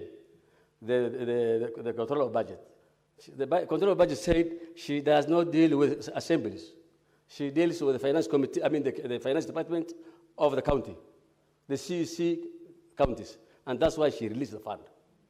So I think I'll ask this House to be patient, because I can see there's a lot of interest and a lot of influences in this issue. Because this is the second time now, before the report is finalized, it's been changed.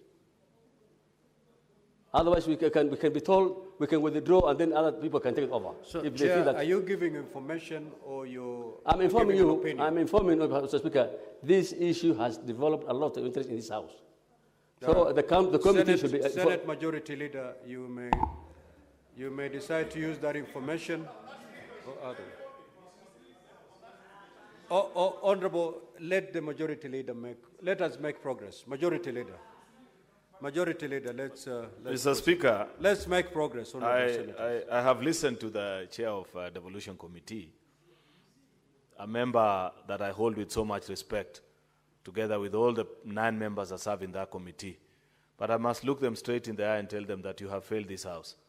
You have failed this House because, honestly, Senator Abbas, for 45 days, 1 to 45, 1.5 months, a colleague of yours has walked up to you and told you that there is an absurd situation in my county where 2 sittings are happening and both are purporting to be the county assemblies of my county. Surely, what will be more urgent? Many times we walk up to each other as colleagues and request that intervene in matters that affect the citizens that we represent in this House. On account of time alone, the length of time that it has taken this committee to give us now a progress report, Mr. Speaker, I must say that something is not right. Secondly, you have had the chair of the Devolution Committee say that the controller of budget told them, we get requisitions only from the county executive. It is her duty, and I am sure when requisitions come, it is stated what that requisition is for, including for county assemblies. That's why we devolved the office of the controller of budget. They have a representative in all our 47 county governments, Mr. Speaker. And therefore, she cannot, either she feigned ignorance, but even when you receive that answer, all the 9 members of that committee, the clerk in that committee, the legal person in that committee, surely you accepted that as an answer. Mr. Speaker, we have to be honest with ourselves. We have to be serious if indeed this is a house that caters for the interest of devolution. This matter stinks to the highest of heavens. It is not fair that in a country governed by the rule of law.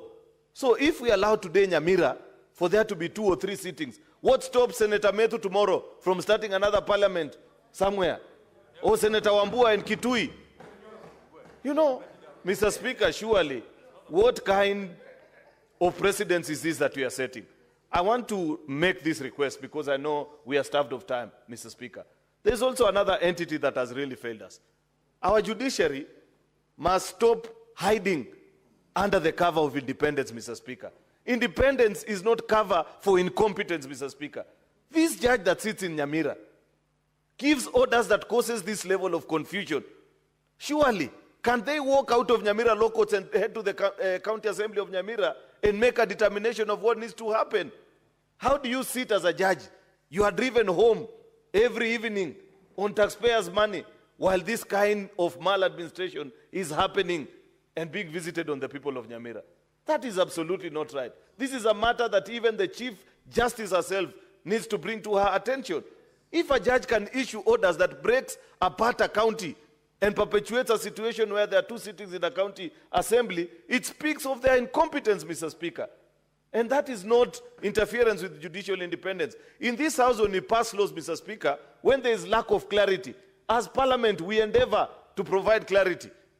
We even inform those that are using, the users of that particular law, what was the intention of Parliament. Can't that judge make a determination of this case, Mr. Speaker, so that in the public interest, this is a matter of great public interest, Mr. Speaker, because money is being lost in Nyamira, as nobody oversights what is happening in the county executive, Mr. Speaker, and these games are continuing while we watch. Therefore, Mr. Speaker, can you direct at the rise of this house, if there is nothing more urgent for the committee, departmental committee on devolution than this particular matter, Mr. Speaker, than to leave this house immediately and head to Nyamira until they resolve this particular issue? Because, Mr. Speaker, honestly, if it has taken 45 days and they are telling us, you're giving us a progress report, Senator Abbas and your team, you cannot be proud of yourself. Each of the 9 senators that serve in this committee, you are letting us down. If each of us was to take our work with the kind of seriousness that you're doing, your work, members of the Devolution Committee. Senate Majority Leader, there is some more information that Senator Mogeni wishes to share with you. Are you amenable? Sure. Yes, thank you, Mr. Speaker. I wanted to inform the Senator, my good friend, Senator of Kericho, the matter he has raised of injunctions that are being issued by judges. Mr. Speaker, if you read the report that has been tabled by the Chair of Devolution, indeed a petition was filed by the impeached Speaker, being petition number E001 of 2024.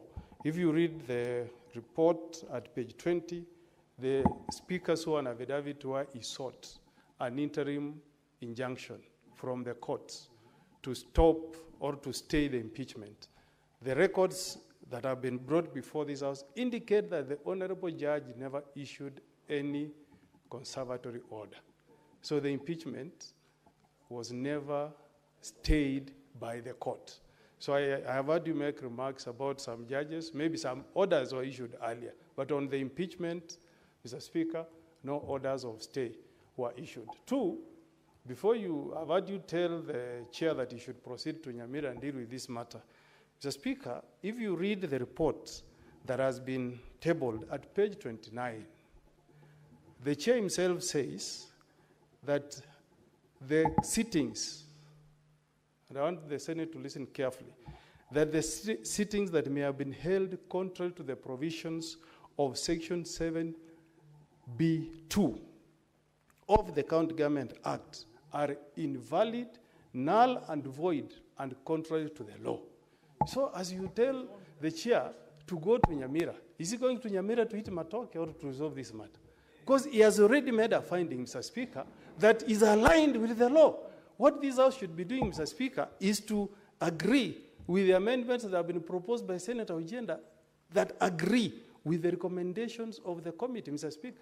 The only mistake, Mr. Speaker, is that all those findings are in the body of the report from page 27 all the way to page 29, but they are missing in the interim recommendations. Mr. Speaker, I agree with the sentiments of senators that if you don't deal with this matter, remember there are similar issues happening in the County Assembly of Taveta.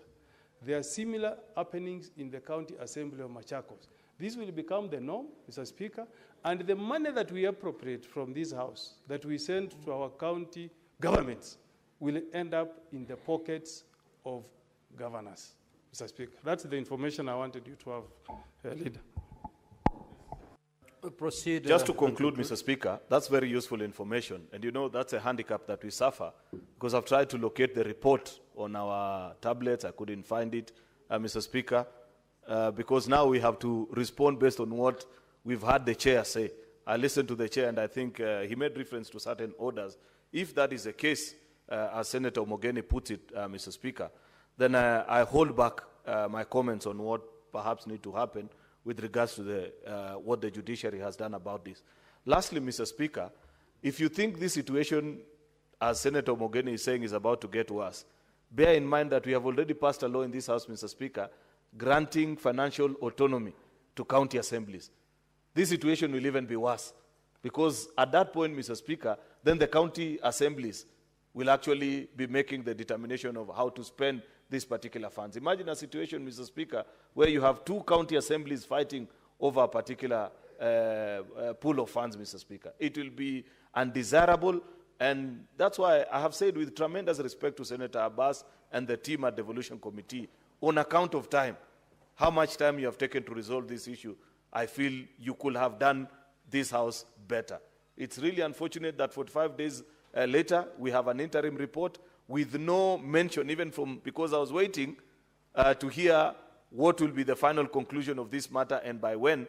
I just heard the chairperson say that you're planning to visit and we'll come back with this particular report. Mr. Speaker, can you maybe, in your wisdom, and even as we try to resolve this particular, seek audience, either for the committee or for the committee of the whole, with the controller of budget. Like I have said, of all the absurd things that have been said, it is the revelation by the chair that the controller of budget says that because she receives exchequer request from the county government, she cannot determine which function of the assembly is benefiting from these funds. These funds is not sent to anybody in the county assembly. Mr. Speaker, because she is a key player in this dispute.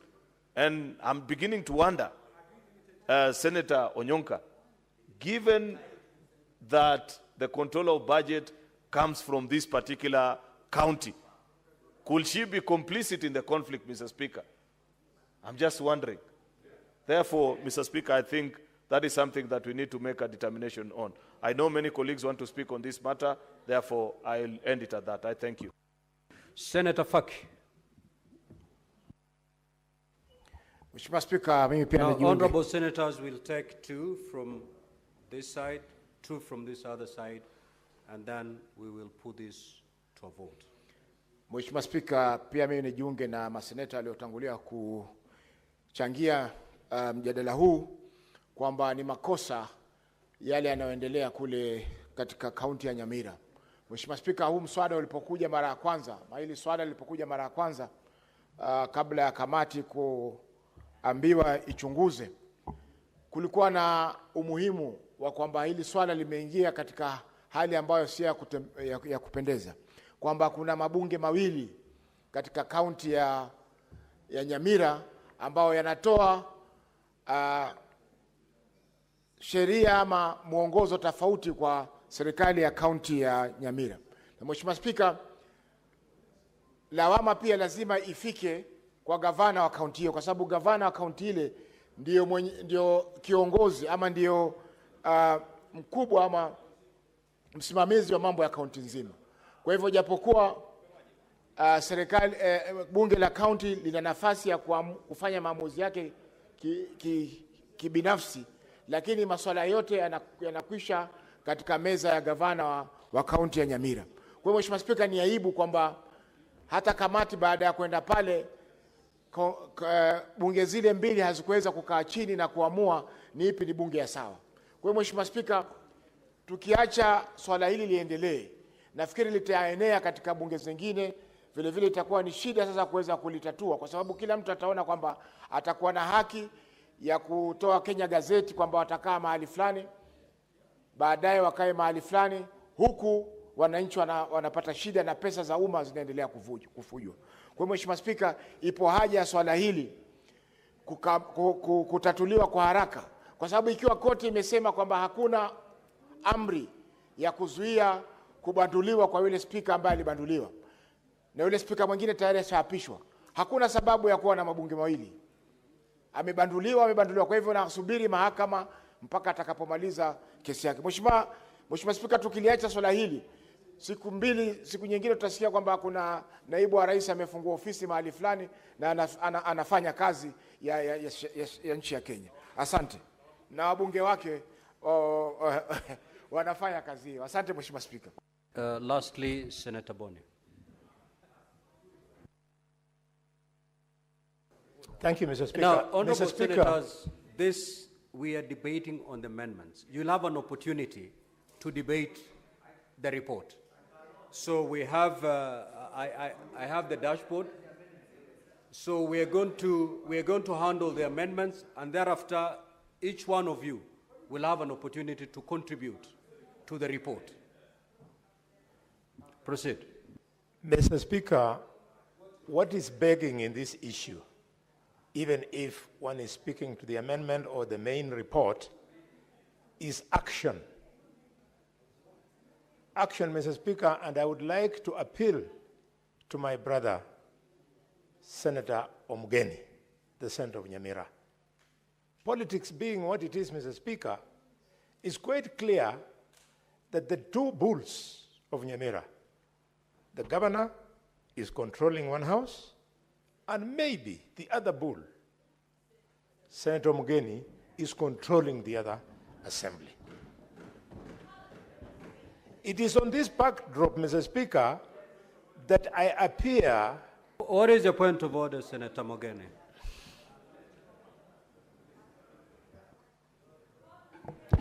You know, Mr. Speaker, I have a lot of respect for my seniors, including Senator Abbas. You know, Senator Abbas made a statement, and I've read through the report. He made a remark to the effect that one group is controlled by a governor and another group is controlled by a senator. I've read the report that he has tendered before this House from page 1 to page 30. I don't feature in that report. So that statement is not factually correct, and that misleading information, Mr. Speaker, is being repeated by Senator Halwale. Mr. Speaker, if you read their proceedings,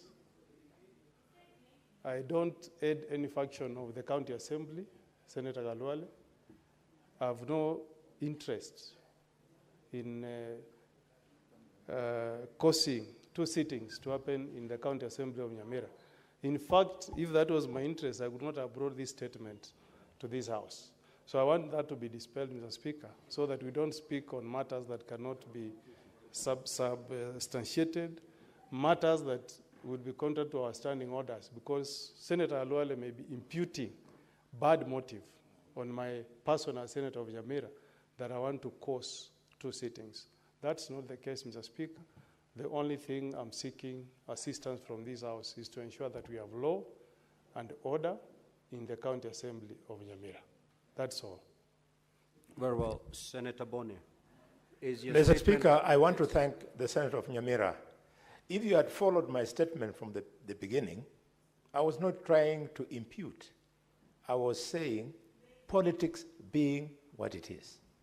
Then I said maybe Senator Boni. Thank you, Mr. Speaker. Senator Boni. Mr. Speaker. For you to use the word maybe, you must have gotten some facts to buttress that use of that word. If you don't have any facts to support you using the word maybe, please proceed to withdraw. And Mr. Speaker, I don't know what is happening in Parliament these days. there is freedom of speech in Parliament. Then when a member finishes, a member with a contrary opinion then opines otherwise. Otherwise, this thing of being asked, withdraw, apologize, even the chair sometimes, Mr. Speaker, stops you from making your contribution. Senator Boni, Mr. Speaker, the chair has ruled on this matter. Kindly proceed. Mr. Speaker, look, we did not come to Nairobi to play around. I know. We are not children. We are speaking on important matters of governance.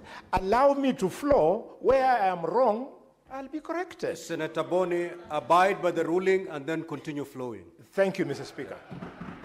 Mr. Speaker, with due respect to my brother, I have nothing against you. I have no interest in Nyamira. It is on the strength of the speech by the chair of the committee who has actually brought in the possibility that the two of you control the warring parties. And therefore, I'm free to comment. In fact, Mr. Speaker, the reason why I sat very well with Senator Mungatana about bringing in other parties, including the church and other players like elders, is because he was now pursuing the possibility that it is not points of law, it is just ego amongst two people who are unable to work together. If indeed, Senator Mugeni, that is not the case, then I can tell you the best thing to do so as to resolve this matter quickly is to agree, just like bank robbers, the MCS and the leadership in Nyamira is fighting over money. Mr. Speaker, if that be the case, because the control of budget has refused to be proactive, let us find that this is a breach of the financial control mechanism. Let us also find that this breach is persistent, and Mr. Speaker, therefore, let us invoke Article 225 of the Constitution that gives this House the power to stop for 60 days 50% of the budget that goes to Nyamira, so that both parties will have something to lose and not fight for what they want to benefit, and then they agree to come back on the table. Otherwise, what did you want the chairman of devolution to do? To go with the machetes to Kisii and tease people so that they listen to him? He has come and told us where he is. Mr. Speaker, this is a progress report. We all chair committees. We know how difficult it is for a committee to complete work. You can want to complete work in 30 days, but because of the volume of work that comes to the chair and the secretariat, it can stretch sometimes to 90 days. Mr. Speaker, let us not just give our chairman a bad name so as to slaughter him. It's a good effort, but the House should help him by invoking 225. Thank you, Mr. Speaker. Now, honorable senators, we need to dispense with this motion to amend, and I'll proceed to put the question. That the motion be amended by deleting the full stop at the end and inserting the following words. Subject insertion of the following recommendations after recommendation number 2 in the report of the committee. That the decision and resolutions made by the impeached speaker and members of the county assembly that convened outside the gazetted precincts of the county assembly are null and void. That the Ethics and Anti-Corruption Commission investigates appropriation and spending of public resources by the impeached speaker and a group of members of the county assembly that held meetings outside the gazetted precincts of the county assembly, and that the clerk of the county assembly surcharges and recovers all allowances and funds paid to the impeached speaker and the group of members of the county assembly who conducted business outside the gazetted precincts of the county assembly. Will as many as of that opinion say aye? Aye. Will as many as of the contrary opinion say nay? Nay. The ayes have it.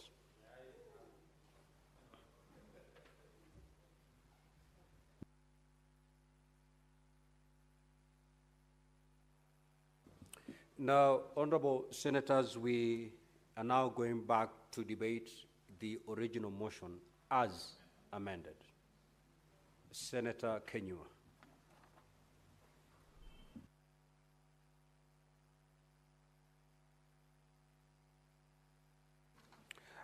Asante Bwana Spika kunipa fursa hii.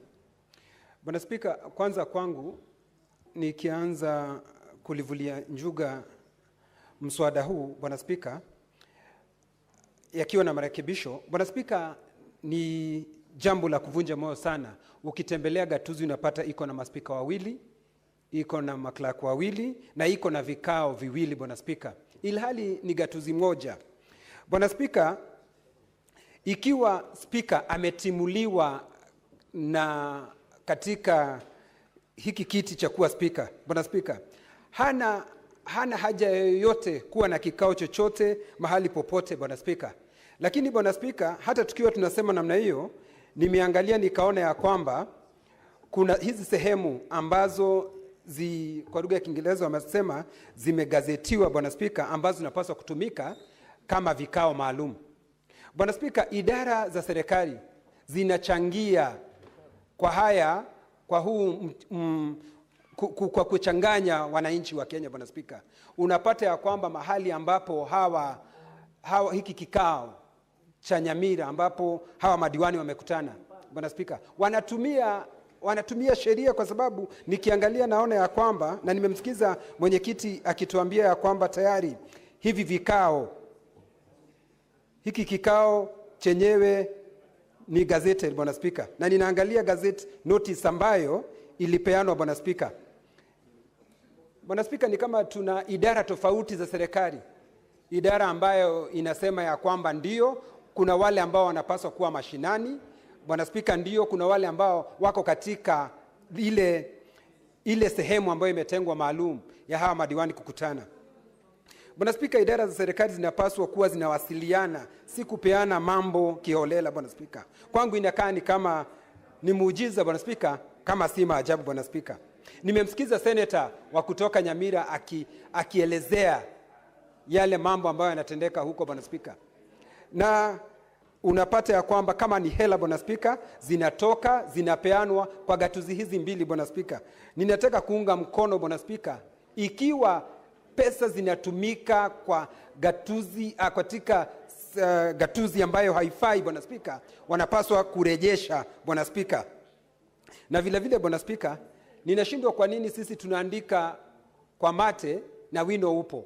Bwana Spika, haya mapendekezo ambayo tunapendekeza hapa, tusipendekeze mapendekezo ya kupoteza muda Bwana Spika. Kwa sababu seneti hii wakati mwingi tumefanya mapendekezo Bwana Spika, na tunaenda nyumbani na mapendekezo yale hayafuatiliwi Bwana Spika. Langu ni kuuliza, kwa sababu kamati ambayo inahusika imekuwa ikilishughulikia lile jambo kwa zaidi ya siku 45 Bwana Spika, na watu hawajapata majibu Bwana Spika. Nina uhakika ya kwamba hii seneti isikuwe yenyewe tutapeana mapendekezo na yawe tu ni mapendekezo ambayo hata hayatatiliwa nani na ya kufuatiliwa Bwana Spika. Senator Kinyua, ungependa kujulishwa na Senator Muma. Lakini kwa sababu Kiingereza mimi kinanichanganya, kwa Kiswahili nitafurahia. Kama ni Kiingereza Senator Muma kwa Kiswahili. Senator Muma kwa Kiswahili. Speaker, I think I have the right to choose the language with which to speak. So allow me to do so. Senator Kinyua. Naomba. Senator Kinyua. Aya, wacha nijaribu. Jaribu. Bwana Speaker, asante sana Mheshimiwa Kinyua kukubali nikushauri ama nikujulishe. Ningependa kukujulisha na kujulisha nyumba kwamba hili neno halikuangaliwa na kamati ya ugatuzi peke yake. Bwana Spika ama mwenyekiti aliamuru ya kwamba kamati ya justice, kamati ya sheria, uwiano na haki za binadamu iangalie mambo ya kisheria ambayo yanahusiana haya mambo ya Nyamira. Kile ambacho hatujaelezwa leo ni kama hiyo kamati imemaliza hiyo ripoti, kama kamati imetekeleza vile mwenyekiti alisema. Sio vizuri tuendelee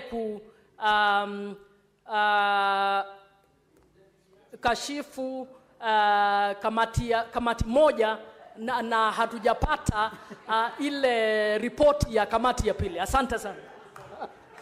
Asante Bwana Speaker.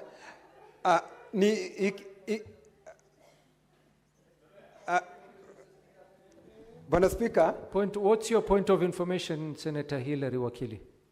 Point of information or point of order? I'm okay. I want to be informed by Senator Wakili. Kwa Kizungu ama Kiswahili? English is okay. Senator Wakili. Asante sana Mheshimiwa Spika. Ningependa kumjulisha mwenzangu vile Senator mwenzangu Muma amesema, kamati yetu ya sheria tayari ishapewa jukumu la kuiangalia mambo mawili na tumeipangia mkutano Ijumaa. Tuko tayari kuiendeleza, alafu tutatoa mapendekezo yetu. Hivyo ni vile ningetaka kujulisha mwenzangu Senator Kinyua kuhusu yale tushapangia kama kamati ya sheria na haki za kibinadamu. Bwana Spika, hiyo ni dhahiri shahiri kwa hii kamati imezembea katika kazi yake Bwana Spika. Kwa sababu zaidi ya siku 45 Bwana Spika hawajalivalia hili junga, na ni jambo la muhimu zaidi Bwana Spika. Wananiambia kwamba hawajakuwa na kikao kuliangalia hili jambo. Na ilhali unaangalia Nyamira, hela zinaendelea kutumika kwa njia isiyofaa kwa sababu kuwa na vikao viwili na gatuzi moja Bwana Spika, inaonekana wale kamati hii ikiongozwa na Seneta Wakili hawalioni ni kama ni jambo la manufaa, jambo la muhimu, jambo la dharura Bwana Spika. Wanapaswa kuwa wakituletea ripoti kutuambia, hata nataka afueni kamati ya gatuzi wamefanya jambo. Kamati ya sheria haijaliangalia Bwana Spika, na wao ndio wanapaswa kuwa kiliangalia. Bwana Spika, nikimalizia nataka kusema ya kwamba naona gazette notice ambayo ni ya tarehe 23 Novemba mwaka wa 2024 ambayo inasema ya kwamba wamekubali kuwe na vikao mahali kunaitwa Masaba North Sub County, Nyamira Sub County Office, Manga Sub County Office, Borabu Sub County Office. Bwana Spika, ndiposa ninauliza kwa nini idara za serikali zinakubali mambo kama haya yakitendeka? Bwana Spika, nashukuru na naunga mkono ya kwamba hivi vikao visitishwe na tuwe na kikao kimoja ambacho kinakubalika. Bwana Spika, nashukuru. Senator Enoch Wambua. Speaker, I have a big file here, so I need some stuff.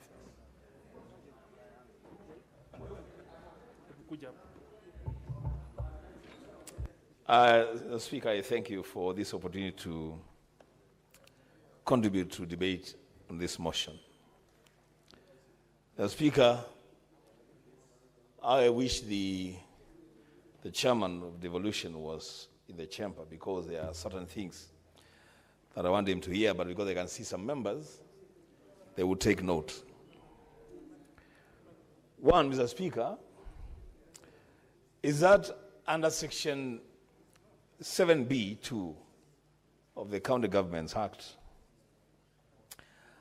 a resolution of the Assembly following all the procedures of debate is necessary to designate a sitting outside the gazetted premises of any assembly. Now, Speaker, it is very clear in their own report, interim report, that they have made a finding that the sittings that have been gazetted outside the designated chamber of the assembly, those sittings, Mr. Speaker, were not a product of a resolution of the County Assembly of Nyamira. To that extent, Mr. Speaker, I feel like I'm speaking to myself. Mr. Speaker,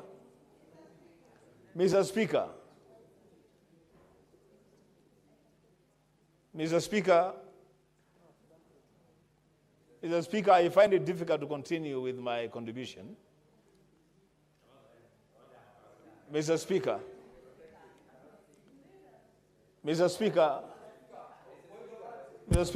yes. Mr. Speaker, I'm finding it difficult to continue with this submission because... Senator Hillary, what is your point of order? Mr. Speaker, I want to help the Honorable Chair to manage Honorable Senator Olekina and the minority leader who are entirely disrupting the proceedings that Wambua is doing. We desire to listen to the Honorable Senator as he submits, as well as the Chair to coordinate and manage the House. Are they in order for them to continue consulting the Speaker when the Speaker is speaking to the House? Thank you, Senator. Senator Wambua, please proceed with your submissions. I'm just consulting with the leadership of your side on a matter which touches on your side. No, you can proceed. I can multitask. I can multitask, Senator Wambua. I don't doubt that, Mr. Speaker. The only problem I have with that, Mr. Speaker, is that the chair of the committee is not in the House. So I want to address the Speaker.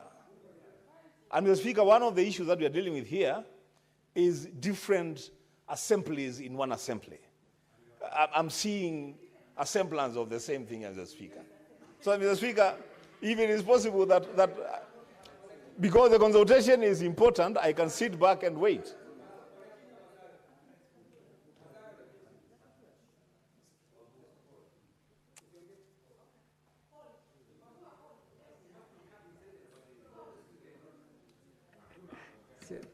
Proceed, Senator Wambua. We've concluded.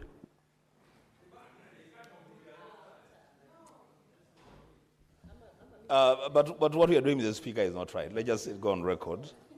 I think what we are doing is not right. Honestly. What is happening is not right.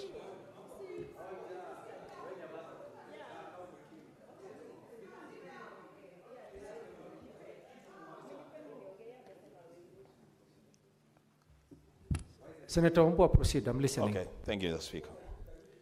That's okay, Mr. Speaker. Mr. Speaker, so what I was saying is that the Assembly needed to pass a resolution for there to be sittings outside the designated chamber of the County Assembly of Nyamira.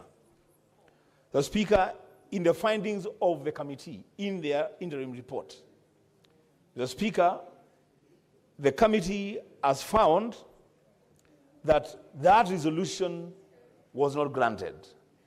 As long as the Speaker, any place that the Assembly has sat, which has not gone through the process of designation, the Speaker, and any decisions that have been made out of those sittings, the Speaker, those sittings and the resolutions made in those sittings are null and void. And that is a plain reading of the law, Mr. Speaker. Secondly, Mr. Speaker, I want to take serious issue, and I will be the last person to impute any improper motive on any person, any leader, or any committee.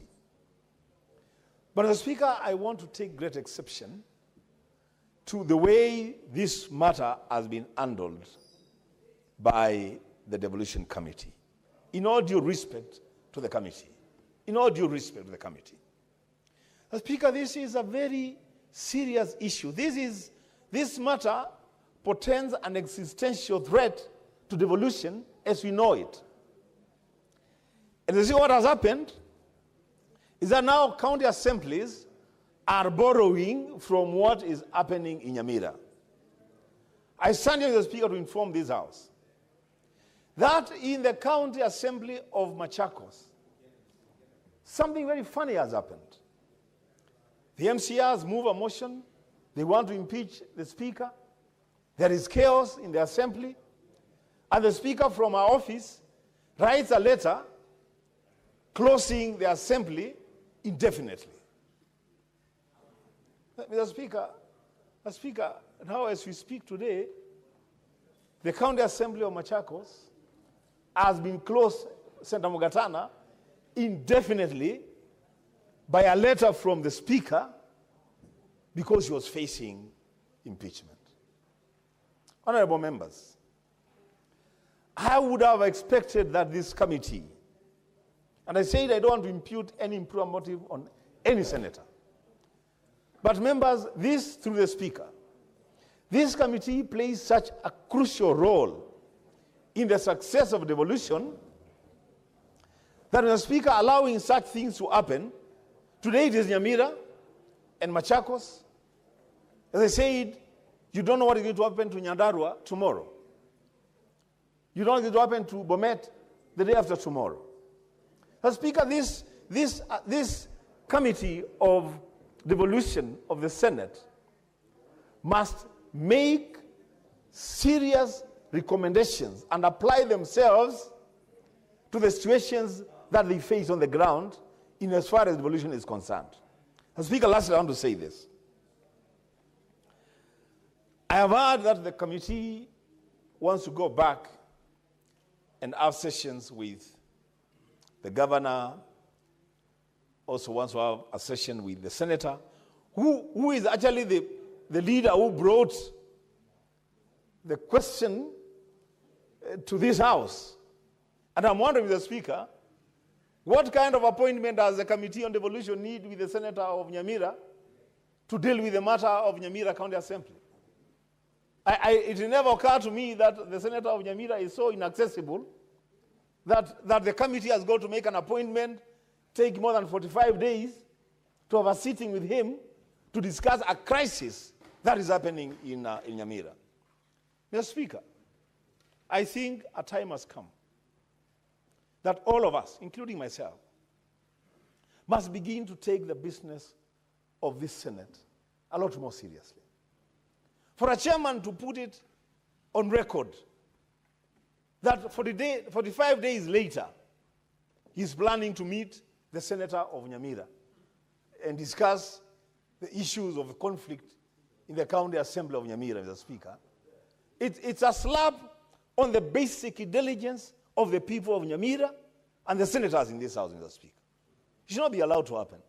There are some statements that should not be made by chairmen of committees, Mr. Speaker. And I'm saying I do not want to impute any improper motive on anyone.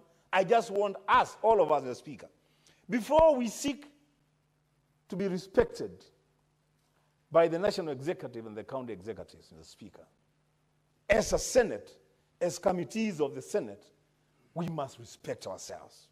We must dignify ourselves before we can ask other people to respect us and treat us with dignity. Mr. Speaker, with those remarks, I support.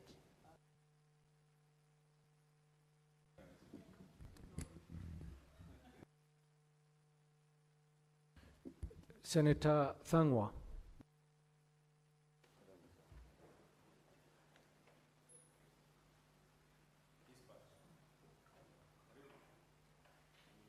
Thank you very much, Mr. Speaker, for the opportunity. When I read the motion as it is today, I don't know whether to support or to oppose. Mr. Speaker, because what has been added goes deeper than what this House is supposed to do, Mr. Speaker. Mr. Speaker, I will be giving my full, whether I support or not support at the end of my contribution. Mr. Speaker, I want to remind this House that this issue of Nyamira was directed, Nyamira County Assembly, was directed to the Devolution Committee, which I'm a member.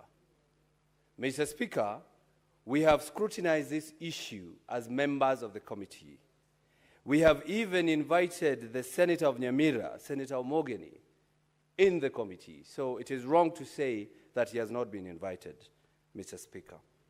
Mr. Speaker, if you look at the order paper today, you will see, if they are not wrong, that the report that we are debating today, Mr. Speaker, was tabled on 17th of April, 2025. That's almost a month ago. So I don't know whether it is the committee or it is the Senate as it is, Mr. Speaker. Mr. Speaker, this issue of Nyamira is an issue that we need to comb with a toothpick, as they say, because we might be curing half of the issue, Mr. Speaker. Mr. Speaker, in Nyamira there are two speakers. One impeached, as I say, who is holding sessions away from the precincts of the assembly. That is one fact. There is another fact, Mr. Speaker. Another speaker is holding the sessions inside the precincts of the assembly, Mr. Speaker. That's another fact.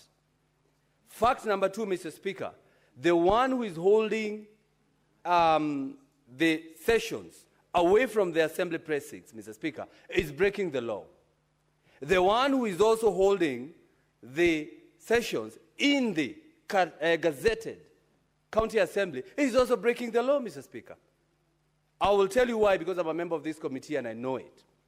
Because the speaker, who is purported to have been voted for by other MCAs, Mr. Speaker, is a sitting MCA, Mr. Speaker. And the law says, Mr. Speaker, you cannot be, or you have to elect a speaker who is not an MCA, Mr. Speaker. That speaker, who is purported to be the current speaker, the substantive speaker of the County Assembly of Nyamira, is a sitting MCA. Senator Paul Thangwa, I'm being informed that you seconded the motion. It is a new motion, Mr. Speaker, because there is amendment. It has a new amendment. Mr. Speaker. Just a moment, Senator Paul Thangwa. Just give me a minute.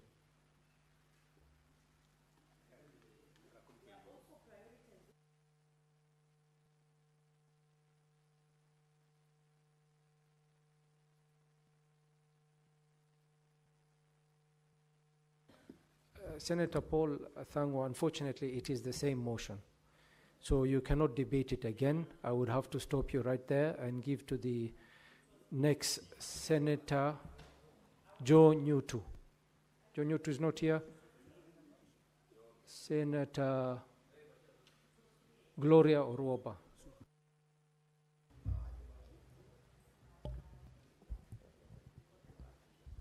Thank you, Mr. Speaker.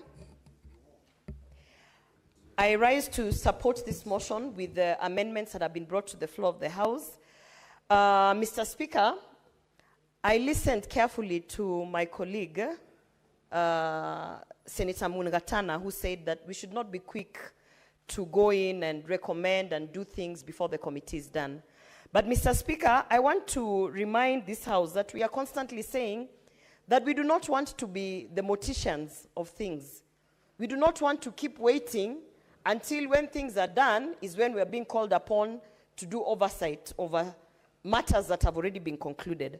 So, Mr. Speaker, this is actually one of the motions where we are going to set precedents as this House. As a House that is protecting devolution, a House that is ensuring that devolution works, I believe that the actions that we take in terms of the matter of Nyamira... Senator Oruoba, I'll just interrupt you briefly, if you can take your seat. I have a communication from the chair. Honorable Senators, I have been approached by the Minority Leader and the Senate Minority Whip seeking clarity on the suspension of Senator Eddie Oketch during the sitting of the Senate this morning.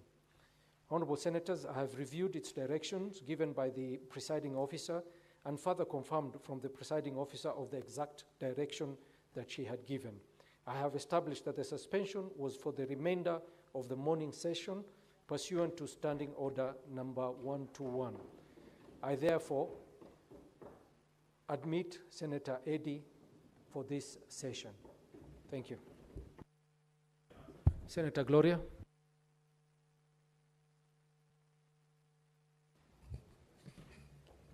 Thank you, Mr. Speaker.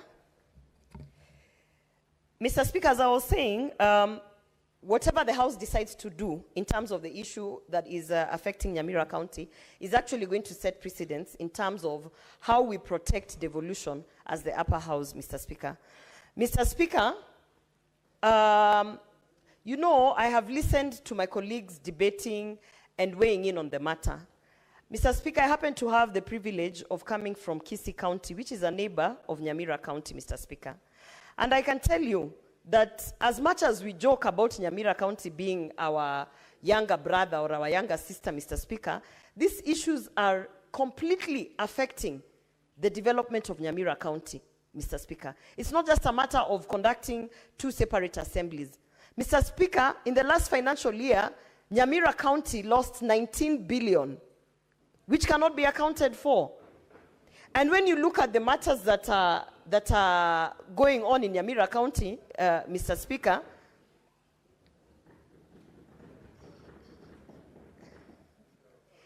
I don't know whether I should pause and wait for Senator Eddy to maybe give a prescribed apology now that he's back from his suspension. Mr. Speaker, I would like to say this. It's not just an issue of 2 separate assemblies.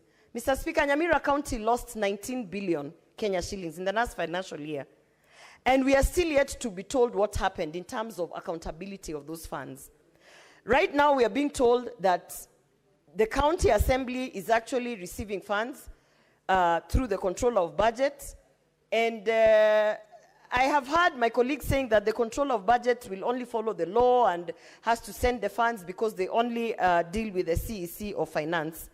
Mr. Speaker, let it be on record that the control of budget is actually living in this planet. She's from Nyamira County, and she's aware of the things that are happening in that county.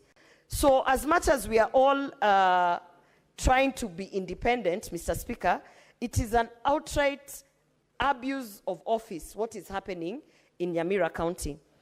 Mr. Speaker, one of the recommendations that I think which did not make to the amendments is that we should stop funding this county assembly until they put their house in order, Mr. Speaker.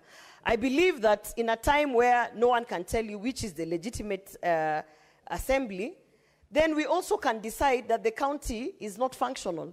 So we should stop funding them in terms of having the exchequer send all this money that we are losing. As I've said, 19 billion was lost in the last financial year.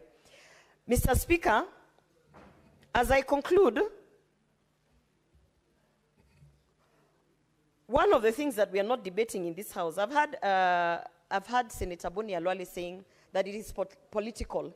And if it is political, then maybe we need to find a political solution, and maybe the senator for Nyamira County, my colleague, Senator Omogeni, should be able to work with the Committee of Devolution and find a political solution. Mr. Speaker, as much as it is political, we have to remember that as the upper house, we are here to protect and defend devolution. And at the point where that becomes an issue, then everything else has to be put aside so that we might be able to protect and defend devolution. So, Mr. Speaker, I want to support the amendments of this, I want to support this motion with the amendments. I also want to say that I'm a bit disappointed with the devolution committee, because I know that probably they don't have the authority to go there and stop things. But for instance, Mr. Speaker, this report should have come in earlier so that we could have debated it earlier, so that we actually make sure that we are not losing more funds as we are wasting time in terms of tabling reports to the floor of the House.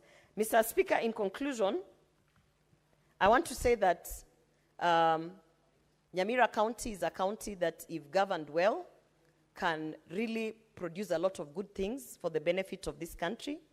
Mr. Speaker, you know Kisii County and Nyamira County, if we decide to focus on farming, we can feed the whole of this country without even importing any form of food, not maize, not sugar, not nothing. So this is an issue that the whole country should look at, because it's not just Nyamira County. It is actually affecting, there's a whole domino effect around the assemblies and them not functioning or otherwise. Mr. Speaker, I beg to support the report, and I want to thank Senator Omogeni for continuing to do his work at in Nyamira, and for continuing to make sure that he's independent, devoid of everything that is happening there. Thank you, Mr. Speaker. Senator Osotsi.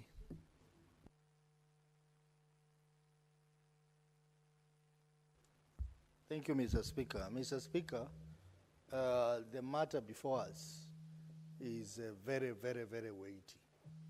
And I think Senate is under a major test to see how we are going to resolve this matter.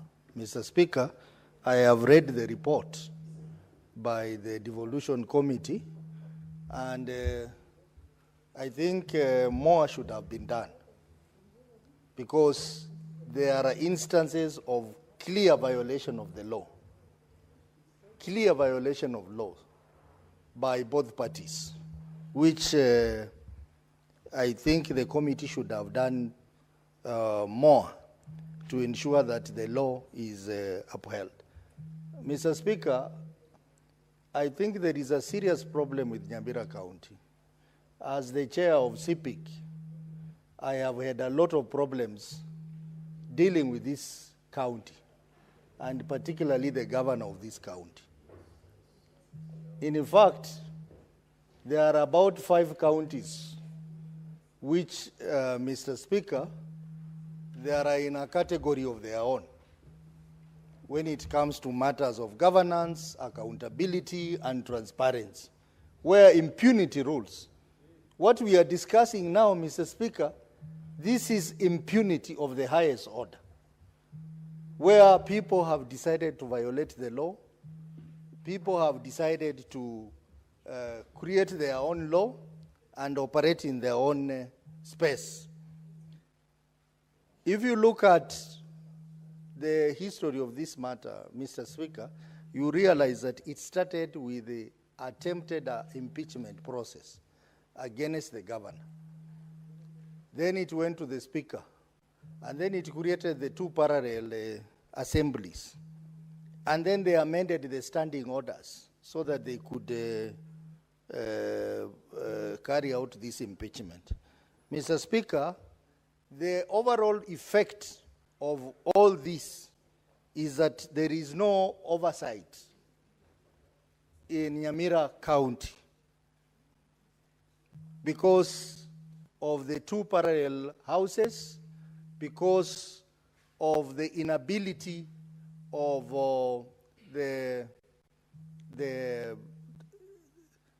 county assembly even to enforce appearance of the county executive committee members before them.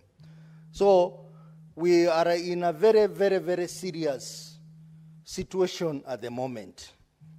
And that's why I started by saying how I wish the committee would have done better than what I have read in their report. Mr. Speaker, this is also a clear sign of interference into the management of the county assembly, starting with the governor himself, Mr. Speaker. And we have seen how the county executive of Nyamira has behaved when they appear before PIC and PAC. They clearly demonstrate that they are not ready to be held accountable. And if they can do that to the Senate committees, then what about the county assembly? So what is happening here, the elephant in the room, is that there is every effort is being made to frustrate oversight, accountability, and good governance of Nyamira County. And I think that's where the committee should have put their focus on and ensure that the right things are done for the good of the people of Nyamira.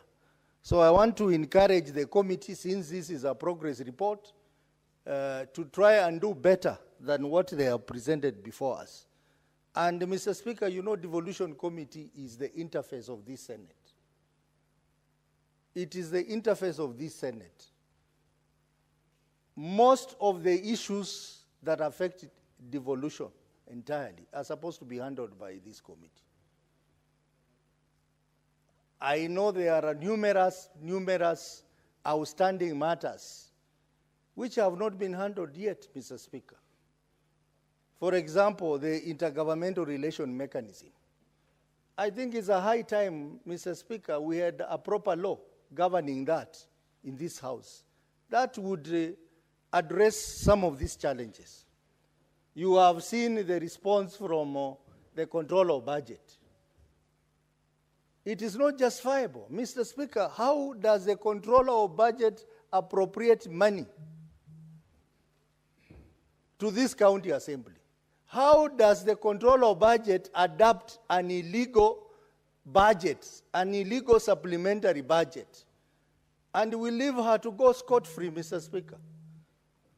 I think something has to be done around there, because the public funds must be protected, even as the two assemblies fight, Mr. Speaker. Mr. Speaker, it is also an opportunity to relook at the County Government Act 2012 in terms of location of sittings of county assemblies and even ourselves here. Probably this matter of bunge mashinani has to be. Your time is up, Senator Osotsi. Senator John Methu.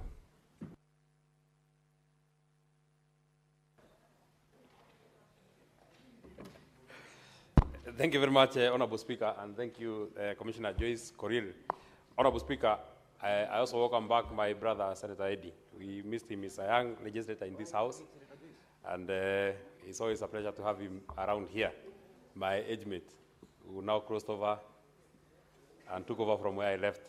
Honorable Speaker, he's a bit older than me. But, Honorable Speaker, first I would want to express my dissatisfaction and displeasure by a comment that has been made by the chairman of the committee, Senator Abbas. And I actually wonder whether there was a legal person in that committee, and they had a researcher who was advising that committee when the controller of budget said that there is no way he can be able to help stopping funds coming to the county assembly. And Honorable Speaker, unless anything has changed, for as long as I know, the way funds are appropriated and are withdrawn from the county revenue fund, requisitions are prepared by the clerk of the county assembly, and they are only transmitted to the control budget through the CEC. Honorable Speaker, there is no role of the CEC in as much as preparation of the monies that goes to the county assembly, Honorable Speaker, or requisitions that are going to the county assembly. There is no comma, there is no full stop that is added by the CEC, Honorable Speaker. So therefore, if indeed the control of budget wanted to help in ensuring that money is not misappropriated in the county assembly of Nyamira, and this is not an isolated case, Honorable Speaker, she had the honors and the responsibilities on her. And Honorable Speaker, may I invite you to look at our Constitution, Honorable Speaker, Article 207(3). Money shall not be withdrawn from a revenue fund unless the controller of budget has approved that it withdraw. Every money that shall be misappropriated in the county assembly of Nyamira, the responsibility will be on the control of budget, because it is the control of budget who will have released that money and who have allowed the withdrawal of these funds from the county revenue fund. Honorable Speaker, it is this constitution that gives the control of budget the powers that she enjoys. And I also want to draw your attention to Article 2285 of the Constitution of Kenya, Honorable Speaker. The control of budget shall not approve any withdrawal from a public fund unless satisfied that the withdrawal is authorized by law, Honorable Speaker. All the monies that are going to the county government of Nyamira, be it the county assembly or be it the county executive, Honorable Speaker, the control budget must be satisfied. That is the leading of the law, Honorable Speaker. It's not me who wrote this constitution, Honorable Speaker. If anything, I'm just a farmer. There are many even better advocates in this House, Honorable Speaker. The control budget must be satisfied. That is what the law is saying, must be satisfied. Article 2285, the control budget shall not approve any withdrawal from a public fund unless satisfied that the withdrawal is authorized by law. So the monies that are going to the county government of Nyamira, be it the county executive, be it the county assembly, the control budget must say that I am satisfied 100% that these withdrawals that are happening at the county revenue fund are backed by the law. So it is a defeatist argument, Honorable Speaker. It is a very defeated argument by the chairman of the devolution committee to come and say that the control budget said that he is helpless. It is not true. It is not true, Honorable Speaker. Requisitions that are coming from the county assembly are never prepared by the CEC for finance. That is not true. Requisitions are prepared by the clerk. The accounting officer of the county assembly is not the CEC, Honorable Speaker. It is the clerk of the county assembly. So therefore, if indeed there is money that is being withdrawn by the impeached speaker, and we have been told again, Honorable Speaker, and many people want to say, oh, there is politics, there's a group that is aligned to the governor, there's another group that is aligned to where it doesn't matter. The matter has been brought to the Senate. It is for us to decide out of these two groups, which is the legitimate group, Honorable Speaker, so that the other group, Honorable Speaker, cannot continue withdrawing this money. Honorable Speaker, tell me, if some people are sitting in a corner and they call themselves a county assembly, they have no legitimacy. There is no court order that the speaker, or there is no conservatory orders that stayed the impeachment of the speaker, Honorable Speaker. How, therefore, does the speaker continue withdrawing money from the county revenue fund, Honorable Speaker? There is no explanation that the Committee on Devolution can give to this House, Honorable Speaker, and they don't require even to go to Nyamira. What are they going to do to Nyamira? I want to ask, like Senator Wambua, is Senator Okongo Omogeni so inaccessible that we have to go and look for him at Nyamira?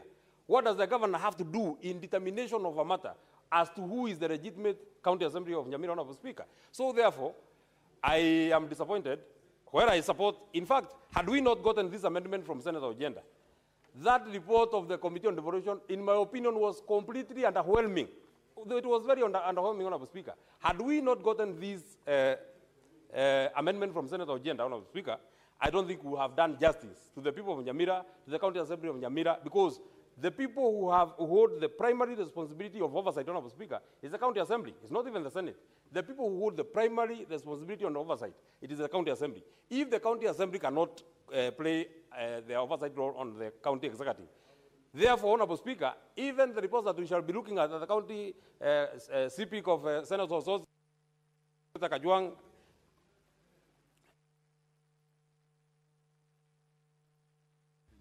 Yes, Senator Margaret Kamar.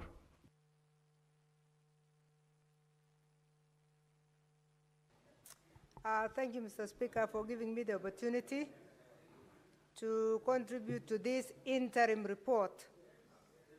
Mr. Speaker, may I confirm to the House that I'm a member of this committee and that I was present actually when we interviewed the team that came from Nyamira.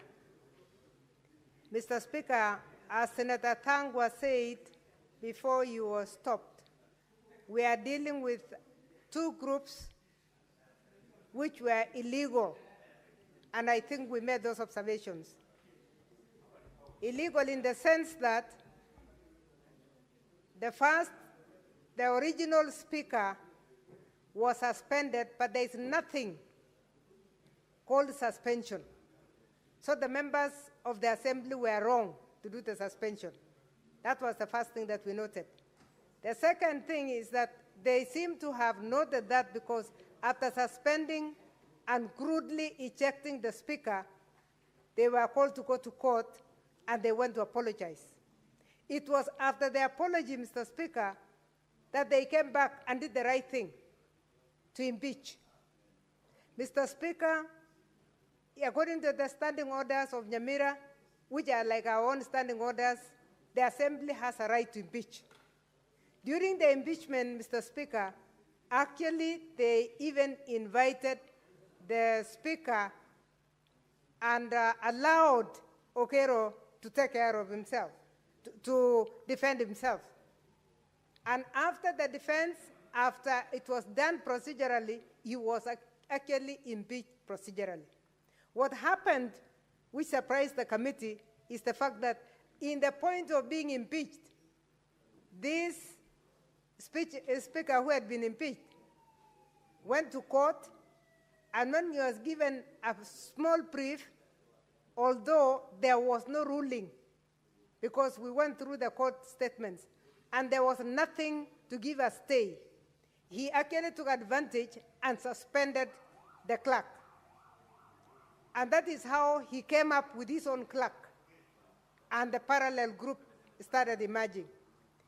At the same time, after the assembly, if you read the report, after the assembly had had actually impeached successfully, according to the standing orders, the speaker, they elected the deputy speaker to be the speaker. Remember, Mr. Speaker, the deputy speaker is a member of the county assembly.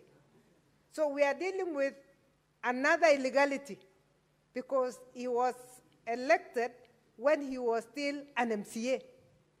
So again, we have served as a committee that we are dealing with two illegal leaders. The impeached speaker started holding his meetings because he could not be allowed to come to the premises by the MCAs who had elected their own speaker. Now, if you look at the recommendation, and I want to go straight to the recommendation so that the committee is not misblamed or blamed for the things that they didn't do. If you read our observations properly, we have brought issues out. But if you go to the recommendation itself, we made a recommendation, Mr. Speaker, and I dare say I'm the one who laid the report in this House on the 17th of April. We are being blamed for 45 days, but actually we brought this report in 17 days. 17th of April is when I laid the report on the table. It is this House that delayed, so the 45 days don't belong to us. That we did our work within 17 days, we laid the report, and we are waiting for our recommendations to be either accepted or rejected. These meetings should have taken place soon after the 17th. So for that reason, Senator Omogeni, and they are disrupting him now, it should come out very clearly that since we laid the report on the table of the House on the 17th of April, we cannot talk about 45 days. We gave our report on time. Now, after giving the report on time, we gave two very strong recommendations, which nobody is referring to in this House. Please don't blame the committee for what they did not do. What did we say?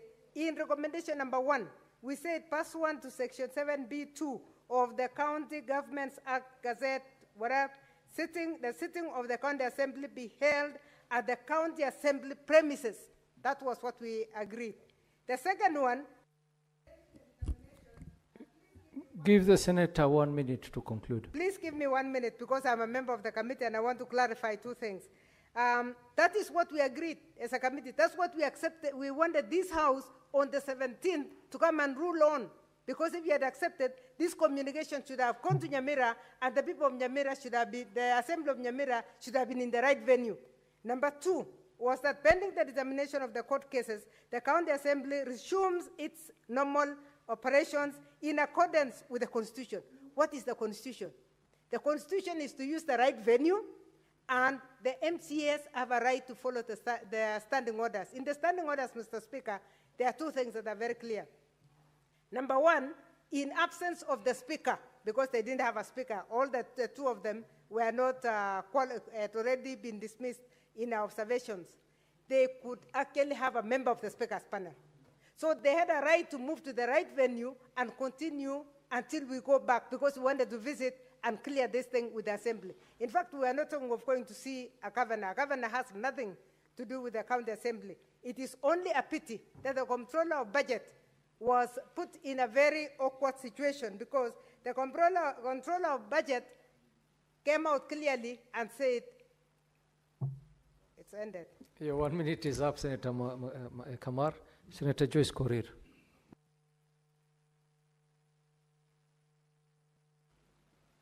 Yeah, thank you very much, Honorable Speaker.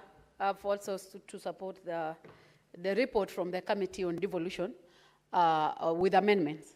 Honorable Speaker, I've had a number of colleagues spoke to this report, and I want to say, Honorable Speaker, this is a House that is being weighted by the entire country to give directives to the Assembly in question in terms of how best they can discharge their mandate. Honorable Speaker, I would also want to congratulate the Honorable Senator from Nyamira County, Honorable Omogeni, for taking lead in making sure that he assists the committee in terms of getting a lasting solution.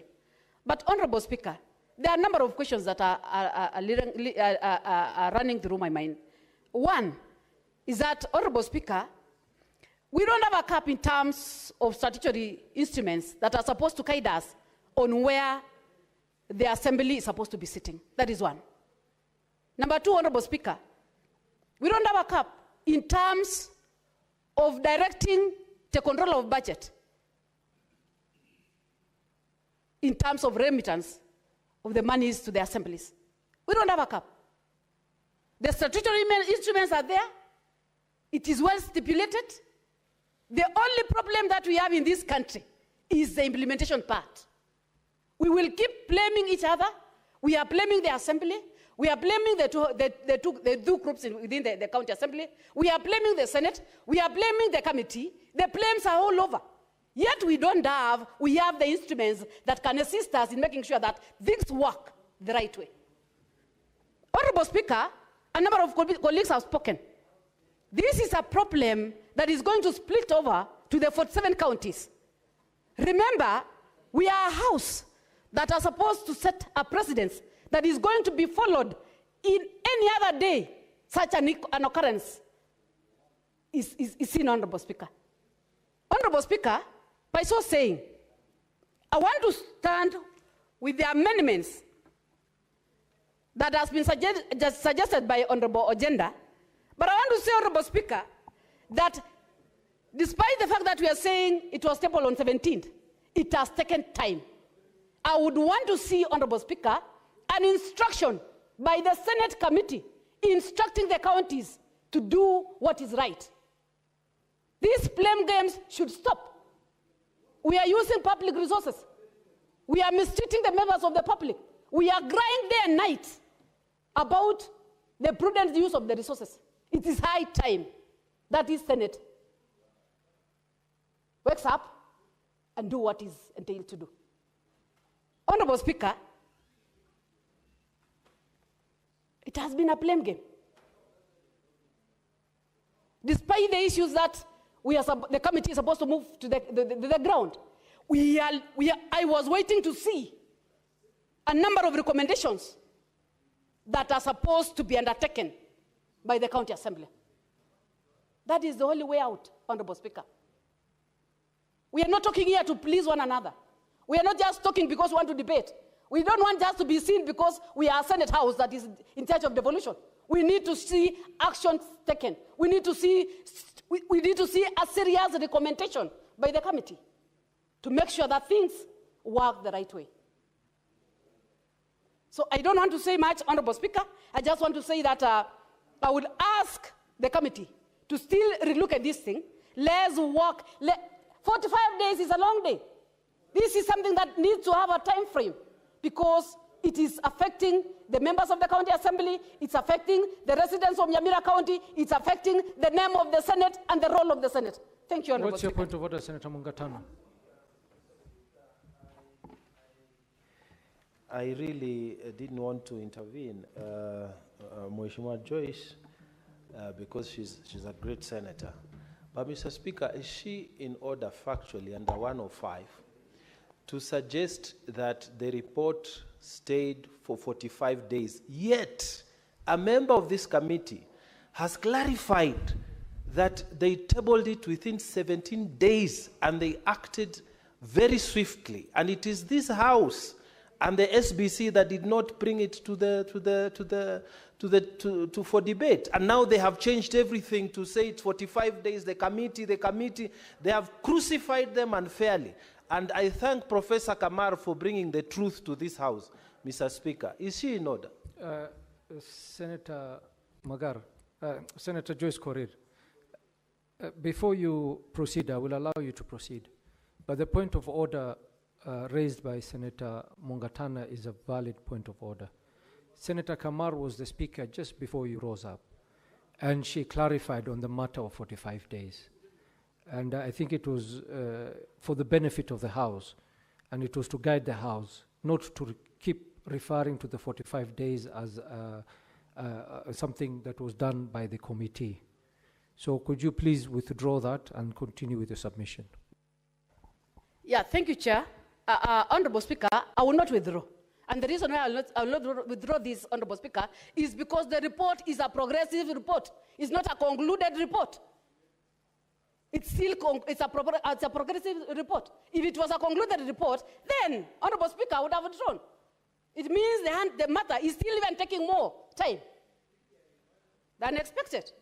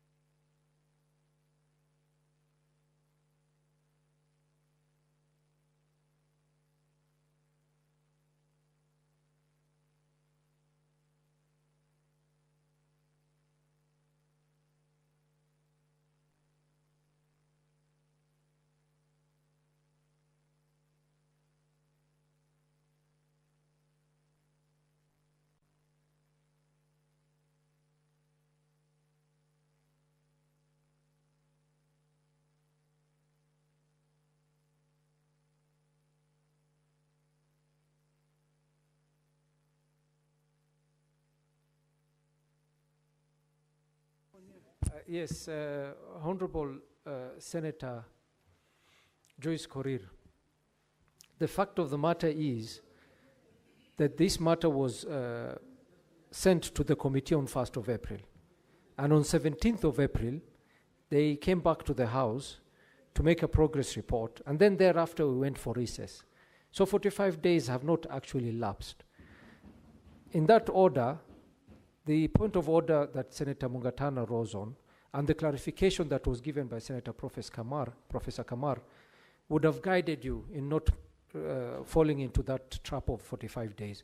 So I would ask you, and don't say you will not withdraw, because this is the order of the chair. If you don't withdraw, I will find you grossly out of order, and you might face the same fate as Senator Eddy faced this morning. So Senator Joyce Korir. Senator Joyce Korir. Hope, Honorable Speaker, is not a threat. No, Honorable Speaker, you know, I was guiding you. I was guiding you, even with the tone. It's a guide, but not It's a guide, it's not yes, a threat, Honorable yes. Speaker. Yeah, what I just want to say that I will withdraw the 45 days, but still, Honorable Speaker, that the only thing that has given life to this report is the amendment by Honorable Agenda. That is the only thing. Yeah, that is the thing.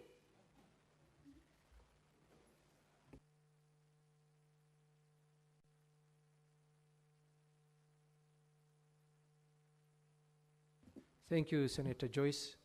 Senator Olekina. Thank you, Mr. Speaker. Mr. Speaker, I rise to make some brief comments on this report, which is highly unprecedented.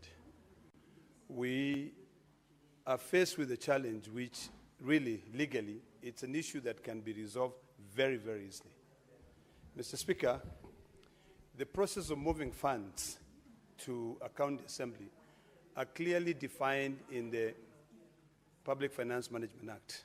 If you read Section 1 of 3 of the Public Finance Management Act, it sets up treasury of the county assembly. 104 puts or places the CCM finance as the head of the treasury. This is the person who communicates and deals with the control of budget. All these problems we are facing, and I've taken some time to try and understand, because I've looked at the recommendations, but the recommendations given by the committee do not solve the problem. These are interim recommendations that do not provide a solution to the problem that we're having in Nyamira County. Mr. Speaker, this is an issue of a fiduciary responsibility. My brother from Nyandarua attempted to guide this House in an area where we should be actually looking at it. And I hope that the committee members were listening keenly, because the distinguished senator from Nyandarua was actually leading this House to where we should be able to resolve this problem. When we have a county that has got 2 assemblies, we first of all ask our questions. What is our role as the Senate? We are the House that is supposed to protect devolution. But when you have 2 assemblies, then the issues of, 1, lack of accountability, or the issue of a fiduciary responsibility arises. I've taken some time and I've consulted with the area senator, who has clearly explained to me where the problem is. We have 2 assemblies. We have one with 12 members. We have another one with 22 members. The 12 members, the 22 members attempted to impeach, attempted to impeach the governor. When they could not succeed in impeaching the governor, now the governor now decided, I'm going to deal with these 22 MCAs. Then when he was going to deal with the 22 MCAs, the 22 MCAs decided to impeach the speaker. Now the speaker went to court. When the speaker went to court, he said that these 22 MCAs had not met the threshold. He was not given a stay. So when he was not given a stay, legally speaking, you cannot proceed. You are impeached. That is it.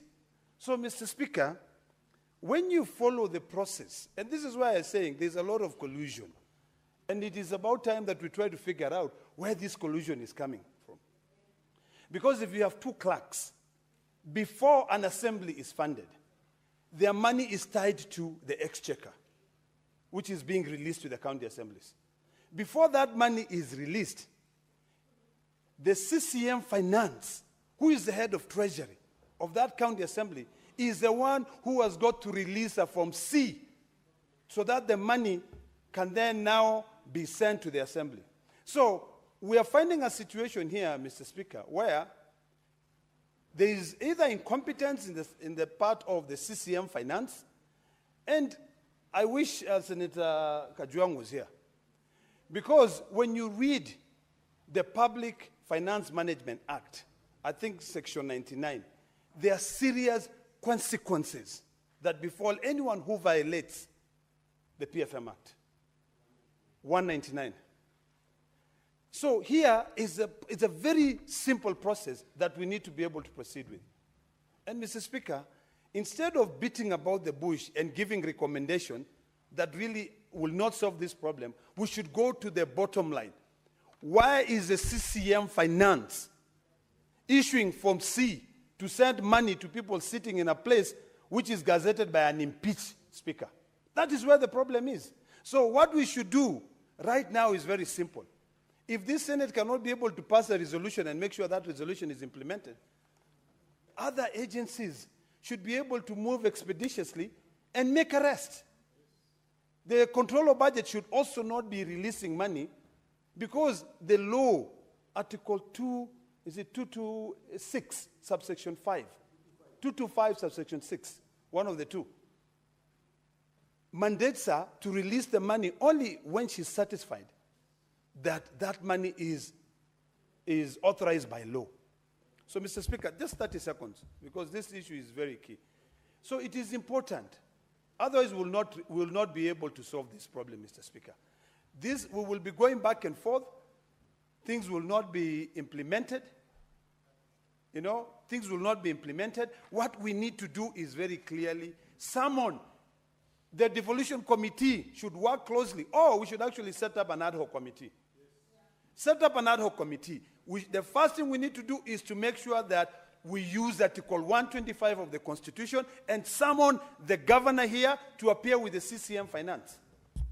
And at the same time, also ensure that we've summoned the controller of budget so that we bring sanity to this matter. Otherwise, Your 30 seconds are up, Senator. Senator Sigei Hillary.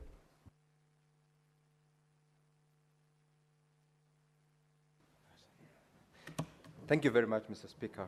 I also rise to support the motion as amended. And from the very onset, Mr. Speaker, I would like to, first of all, defend the committee. The committee that was involved in this particular question has been bashed by members over allegations that they have taken more than 45 days, which is not true. And, Mr. Speaker, as a matter of fact, I have been going through the Hansard. The question, or rather the statement, was sought by Senior Counsel Okonko Mogeni on the 1st of April, and a preliminary report was tabled on 17th of April. That is barely 17 days. And interestingly, Mr. Speaker, this is what the Hansard said, and I want to quote what Senator Okonko Mogeni on that particular day said. And I wish the chairperson of committee was in the House, because he and his members ought equally to be defended for what is good they have done and are blamed for the delays that, if any, have caused. Senator Mogeni confirmed that indeed, Mr. Speaker, it is a progress report on the operational and leadership crisis affecting the County Assembly of Nyamira. I rose on a point of order on 1st of April and sought the indulgence of the committee to deal with 4 issues. I have had the opportunity to peruse through, and I thank the chairperson of the Devolution and Intergovernmental Relations Committee and his members for the attention they gave this matter and for the speed at which they have tabled the report before the House. To that extent, Mr. Speaker, I want to appreciate the committee members. However, I further want to give an indication and an appreciation to the Senator for Kisumu, because if the report as was tabled earlier on by the chairperson was as it were, then it would not have served the purpose of the statement that was sought by Senator from Nyamira County. And the reason is as black as white. It was not reflective of the concerns that were raised. And this is one of the issues, Mr. Speaker, that led to the concern that the senator on that particular day sought the intervention of the Speaker, and two issues were referred to the Justice and Legal Affairs Committee, which issues substantially will have been dealt if this report were to be adopted today by the amendment that has been sought by Senator Ojenda, which amendment has been adopted, and it is this which we are debating. So the committee did what they could do in the circumstances of that, and in terms of time, they had done their best. Secondly, Mr. Speaker, the amendment has indeed given life to the report, and that is why we are supporting, because the question that had been sought by Senator Omogeni are threefold. And if we were to approve, which I support that we approve the report as amended, the issue as to the legality of the sittings by a version of the assembly which is outside the presence of the gazetted parliament, or rather assembly, is null and void. And secondly, in terms of the speaker who was impeached, it doesn't matter whether he has managed to challenge the impeachment proceedings or not. The fact of the matter is that, Mr. Speaker, the speaker, upon being impeached, went to court. He was unable to secure an injunction, and therefore he cannot in any way purport to sit. Whether he gazetted the way he purported to gazette 3 sitting places, and he christened them sittings machinani in actually 4 words, that in itself is legal, and whatever proceedings that transpired in those sittings are illegal. And therefore, even as we ask that the report should affirm the nullity of those sittings, it is upon the Speaker of the House who is supposed to be sitting to ensure that those proceedings are declared a nullity. Mr. Speaker, lastly, because of the aspect which has been raised by the members, we are dealing with 2 assemblies, and the chairperson of this committee alleged that the controller of budget indicated that she received requisitions. Senator Medhu has tried actually to run us through the process of requisition of funds from the controller of budget and the approval of such funds. There is highly likelihood that there is collusion between the office of the controller of budget and the legal team that is sitting in the assembly. And that is a very important and serious issue that this House must delve into, even as we attempt to resolve this issue. And I agree with Senator Olekina that besides the Your time is up, Senator. We're running out of time. Please indulge me. Senator Catherine Muma. Thank you, Honorable Speaker. And just to say, I'm a member, the Vice Chair of the Devolution and Intergovernmental Relations Committee. I'd like to support the motion as amended, and to bring it to the attention of the House that it is important that we get the record right. I would like to urge every member to read the report fully and look at the observations. If you look at observation number 10.7, actually speaks to the nullity or the illegality of the county assembly sittings that were done outside of the correct place. And that is part of what Honorable Senator Ojenda has brought in place. The only observation that is not there is around the ethics and anti-corruption, bringing in the ethics and anti-corruption. And this was because the committee resolved to actually go to Nyamira to find out what is happening on the ground. And as it did so, we were aware that it has a myriad of cases before the courts, and we are also cognizant of the need for some of those cases to be resolved.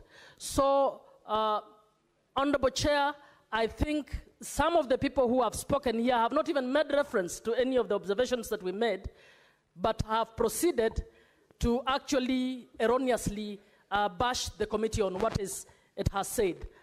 Honorable Speaker, as I finalize, it is also important to state that the report was tabled, and it is the House Business Committee that has put it for today, scheduled it for today. And the day the report was tabled, the Honorable Senator for Nyamira was not very satisfied, and he actually asked the Honorable Speaker to refer the legal matters to the Jailer Committee. The Jailer Committee, you will agree with me that every observation in our report is actually a legal matter. So even as the committee is preparing to go to Nyamira, you can see JLAC is also preparing to look at this matter, and I would request that all of us converge and understand that there is not one committee that does not want to get to the bottom of the truth on this matter. And as a House, we need to converge and do what we have to do, respecting matters that are before the courts and doing what we are able to do in order to help this matter to move. Honorable Speaker, as a decision is made and the report is adopted, you might want to guide the committee on devolution and intergovernmental relations, whether it is continued plan, its planned activities to finalize this issue are still valid, given the comments that we have heard from colleagues. I support the report, and I will stop there for the time being. Thank you. Senator Mariam Sheikh.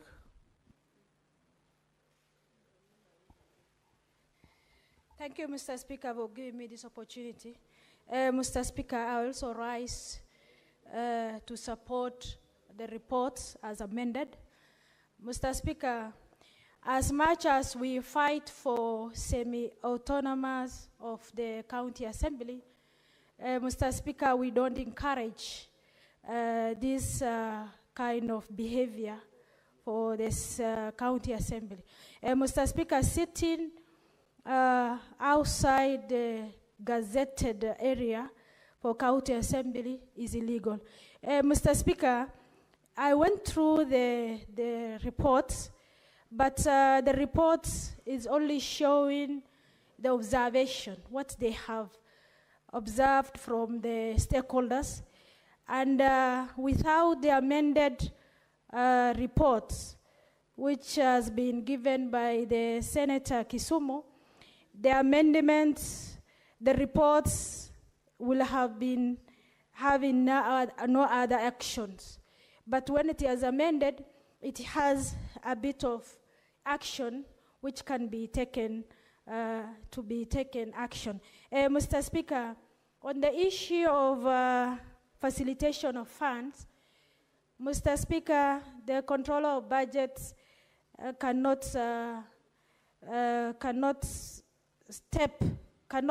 cannot stop the blame to the controller of budget. There is also CM, which is the approver and the releaser of the fund to the county assembly. Mr. Speaker, when they do the bunge mashinani, before even gazetted, it must be passed through motions by county assembly, so that there must be concurrency, that there must be a bunge mashinani. After that, the gazetting must be done. Mr. Speaker, with those, if there is no concurrency on the county assembly, and without that, there is illegal for the bunge mashinani to take place. Mr. Speaker, as the action has concluded, we need to investigate on misappropriation of fund. Mr. Speaker, we send the money for proper use, not for the political parties fighting each other to divide county assembly for their own agenda so that they can benefit one way or another. Mr. Speaker, to avoid this, the committee of JLAC and the devolution must have a stand. They are not supposed to give us the progressive report the way they did. They must have a concrete action for for these matters to come to an end. Mr. Speaker, if we leave it like that, what's going on in County Assembly is they will get an example of this Nyamira, and other 47 counties might practice on this such kind of action. Mr. Speaker, to avoid this, the two committees which has been given the committed to work on this motion, they must take a very strict forward for the action to take place. Mr. Speaker, with this with these remarks, I support the report. Thank you. Senator Beatrice Ogola. Thank you, Honorable Speaker. Madam Speaker, yeah, I was almost going to depict a character that is not mine, because I only realized that my lights had gone off, but and because I think Senator Eddy should just stick to his seat, because the day has not been very favorable around him. Honorable Speaker, I rise to support this progress report with the amendments as approved, Honorable Speaker. But Honorable Speaker, from the word onset, I want to say that the Nyamira County Assembly is a crime scene, Honorable Speaker. What is happening there is unacceptable. Honorable Speaker, when we reflect back to the role of the Senate is here to represent the counties and to serve to protect the interests of the counties and their governments. Madam Speaker, I am a teacher, and there has long been this thinking around the leadership of schools. We used to say that the school is as good as the head, and the head is as good as the school. And Honorable Speaker, I want to relate this to the county government of Nyamira. Honorable Madam Speaker, Nyamira county government has head of a government. And how Nyamira is run reflects on this head of government, Madam Speaker. Madam Speaker, the county assemblies perform constitutional functions, that is oversight, representation, and legislation. And Madam Speaker, they do this on behalf of the people that elected them. And as we sit here, Madam Speaker, with the kind of scenario that is in Nyamira, it means that the people of Nyamira are not adequately being represented. It means, Madam Speaker, to me, that the executive, the county government of Nyamira is not adequately being oversighted.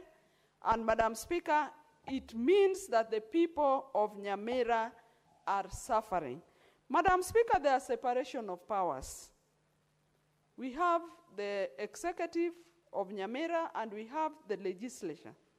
Madam Speaker, why I call it a crime scene, it has been brought out in the report that we have an impeached speaker, Madam Speaker. And when one is impeached, it means they are out of office. I do not accept, Madam Speaker, that an officer that is impeached can have gazette notices. Madam Speaker, where does the speaker that is impeached get the powers to send gazette notices?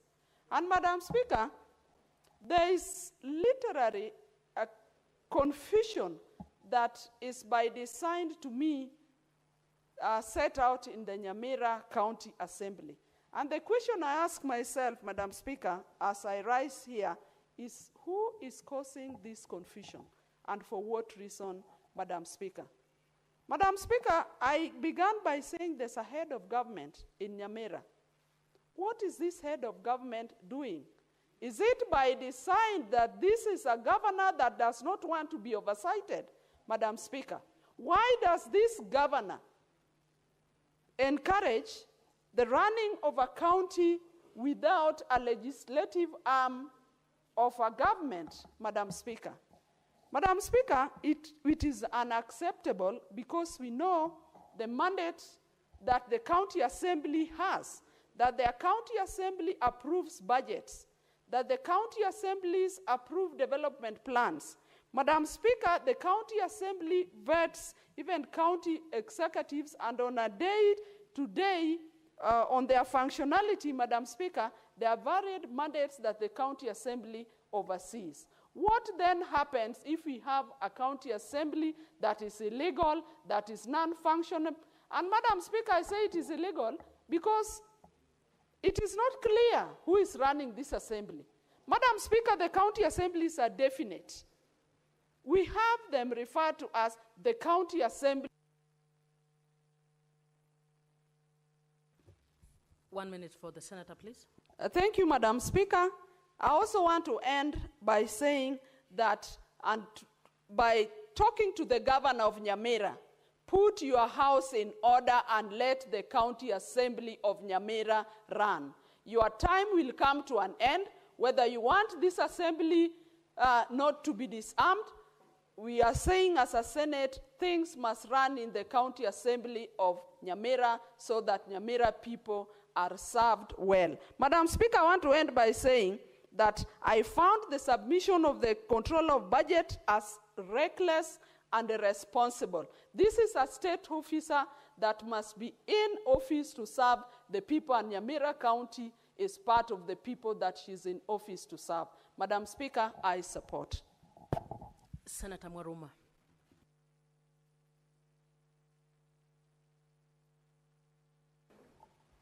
Asante Mheshimiwa Spika kwa fursa umenipa ili kuchangia na kuunga mkono moja kwa moja hii ripoti ya kamati kuhusu bunge ama serikali ya Nyamira. Mheshimiwa Spika, hili swala liliibuka wakati gavana wa Nyamira alipokuja kwa kamati ya wahasibu, ambapo tunaketi na seneta wa Nyamira Mheshimiwa Mogeni, na tukagundua ya kwamba kuna mabunge mawili. La kwanza linaloketi katika bunge ya Nyamira iliyo mkabala na nyumba ya KIE, na bunge lingine ambalo linaketi mahali ambapo si pamoja, mahali kwingi ambalo liliitwa bunge mashinani. Ningependa kushukuru Mheshimiwa Okongo Mogeni kwa kuleta hii taarifa ambayo aliuliza maswali matatu. La kwanza ni nyumba gani inayofaa kuketi bunge la Nyamira, ambayo iko katika taarifa ya gazeti la serikali. Ya pili aliuliza, je, ama uhalali wa zile sheria ambazo zinapitishwa na mabunge yote mawili, yakiwemo bajeti ya ziada. Na la tatu aliuliza hii kamiti ya devolution ni njia zipi zilizotumika kuchagua spika na clerk wapya. Mheshimiwa Spika, hii kamati imefanya kazi nzuri, ingewaji imepata mapigo, na Mheshimiwa Spika anajua unaketi katika hiyo kamati. Lakini katika swali la kwanza wamesema kwamba bunge ambalo ni halali ni lile ambalo linaketi mkabala na jumba la KIE huko Nyamira, na ya kwamba ile bunge mashinani ama yale mabunge ambayo yanaenda mashinani hakukuwa na azimio lolote ama resolution yoyote ya bunge la Nyamira. Na la pili, Mheshimiwa Spika, katika swali la uhalali ya zile sheria zinazopitishwa na lile bunge ambalo liko mashinani, Senator Mogeni, limejibiwa. You have an interest in listening when you are talking. Limejibiwa na ile mabadiliko katika mswada ya kwamba sheria zote zilizopitishwa na lile bunge ambalo si halali, basi zote ziwe si halali. na nakubaliana 100% na hiyo amendment. Mheshimiwa Spika, kwenda mbele, hizo sheria ambazo tunasema si halali zitachukuliwa namna gani? Kwa mfano, Mheshimiwa Spika, kuna bajeti ya ziada ama supplementary budget ambayo ilipita na tayari inatumika. Kwenda mbele, zile pesa zinazotumika, je, wale ambao wanatumia zile pesa watachukuliwa hatua aina gani, Mheshimiwa Spika? La tatu ni kwamba, Mheshimiwa Spika, Okongo Mogeni alitaja mambo ya Taita Taveta. Ni kweli kuna shida ya lile bunge, ingawaje si kama bunge la Nyamira, kwa sababu Taita Taveta Spika alibanduliwa kupitia kwa impeachment, akaenda kotini, na wakati alienda kotini, yule aliyekuwa naibu wa Spika saizi ako kama acting speaker. Kitu ambacho ningesema ni kwamba labda tuangalie sheria, ili kukiwa na kesi katika koti itachukua muda gani, ili yule ambaye ni naibu wa Spika aache kuwa acting speaker. Kwa sababu ile kesi ikichukua muda sana kama ya Nyamira, basi ule mkanganyiko unachukua muda mrefu, na katika katiba ama sheria hakuna acting speaker. Kuna speaker, na wakati speaker ametolewa lazima kuchaguliwa speaker. Kwa hivyo nafikiri hii kamati pia inaweza ingilia mambo ya Taita Taveta, iangalie uhalisia yale mambo ambayo yanaendelea kule Taita Taveta. Kwa hivyo mimi naunga mkono moja kwa moja ya kwamba tume ya maadili na kupigana na ufisadi iingilie ili angalie yale mambo ambayo yanatokea Nyamira, yakiwemo kutolewa pesa na control of budget. One minute to finish. Asante Mheshimiwa Spika. Kutolewa kwa pesa na control of budget kwenda kwa bunge, na pia waziri wa serikali ya Nyamira kupeana form C na kujaza ili bunge lile lipewe pesa. Kamati ama EACC iingilie kati na iangalie uhalisia na uhalali na maadili yanayotokana na hilo jambo. Mheshimiwa Spika, naunga mkono hii ripoti, na ni kweli kwamba lazima iwe ni interim, kwa sababu bado wanataka kwenda kule ili kuangalia kama wanaweza suluhisha yale mambo yaliyoko kule kisiasa. Nashukuru Mheshimiwa Spika. Senator Eddie Okech Gisheru, Senator for Migori County. Thank you, Madam Speaker. And on a serious note, I want to thank you for readmission back to the House, recognizing that I was a little bit more passionate about the universal health care, issue that has bedeviled the workers, and sometimes the emotion ran high, but I'm grateful that you have readmitted me that it was not actually really disorderly, but it was just a misunderstanding. And I want to thank you for that, Madam Speaker. That said, Madam Speaker, any county assembly, for you to have requisitions made, we have got a county assembly service board. That county assembly service board, Madam Speaker, gets these requisitions and then writes to the head of the Treasury as established by the County Governments Act. The head of Treasury in the county, Madam Speaker, is the CCM for Finance, who then prepares Form C, signs it, sends it to control of budget. But it doesn't stop there, Madam Speaker. Anything that the County Assembly will request, among others that are sent to the CCM Finance, is also coming from the executive side. And that executive side is the governor. And those issues are canvassed within the assembly, which in this case in Nyamira, it's been found that was the assembly ran by these 12 members of the county assembly in Nyamira. So, Madam Speaker, what we are realizing here is very simple.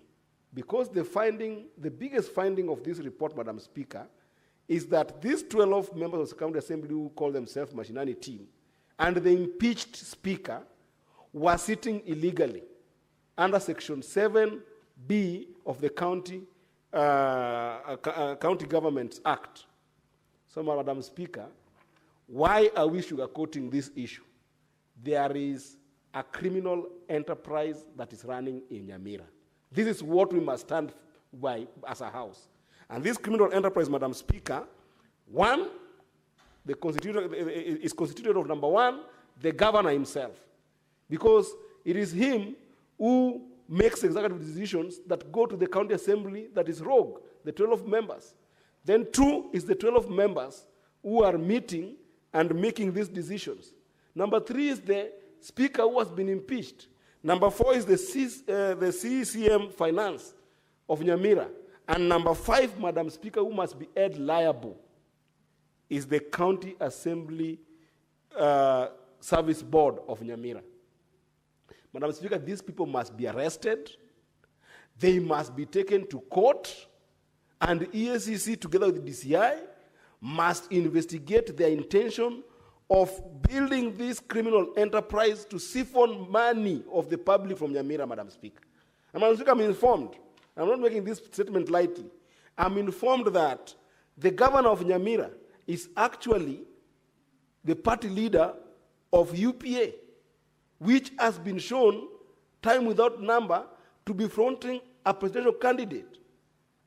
And it's nothing personal. This is the party that Honorable Matiang'i is going to run with. I don't know whether this money is being siphoned deliberately to finance a presidential campaign for Honorable Matiang'i, Madam Speaker.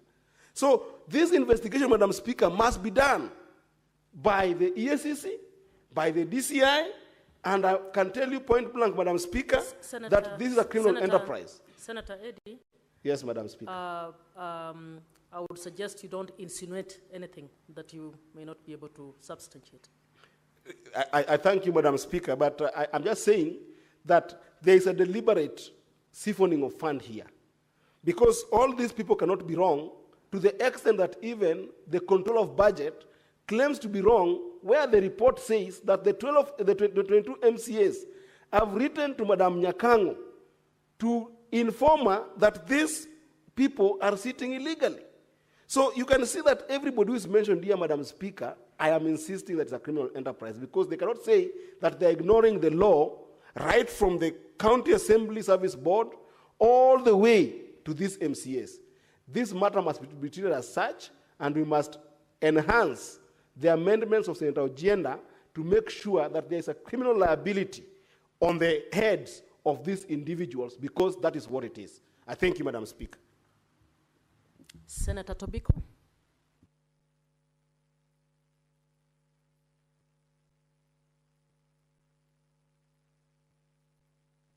Sorry. Senator Mogeni, sorry.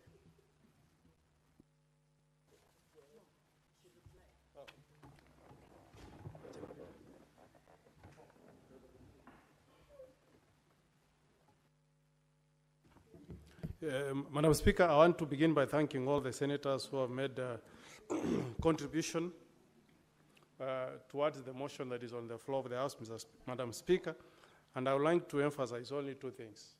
Madam Speaker, you are a member of the Devolution Committee, and you know, Mr. Speaker, that even the law that was cited, Madam Speaker, even the law that was cited in gazetting sittings outside the County Assembly premises was lacking in any legal basis.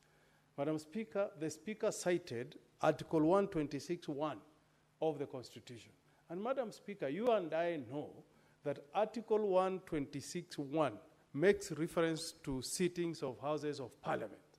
And under our Constitution, Madam Speaker, the only Houses of Parliament that are known in this Republic is the National Assembly and the Senate.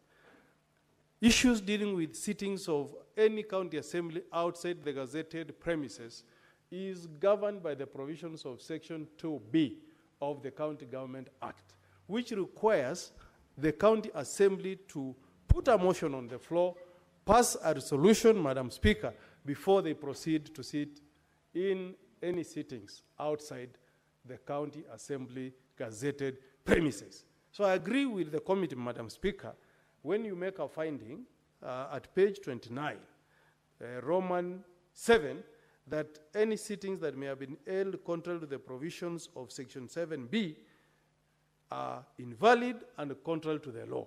And I think, Madam Speaker, the amendment of Senator Ojenda is simply to bring that finding of the committee to be part of the interim committee recommendation.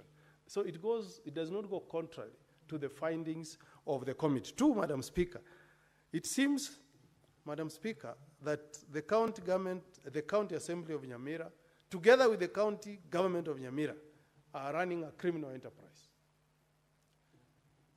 There is no way, Madam Speaker, you can use a team of 12 MCAs to sit outside the gazetted premises, pass a budget where you saw the report that was brought by the other 22 MCAs, where, Madam Speaker, it is alleged, and I'm using the word carefully, it's alleged that the governor is supporting some companies that are associated with a certain clique of MCAs that are aligned to him.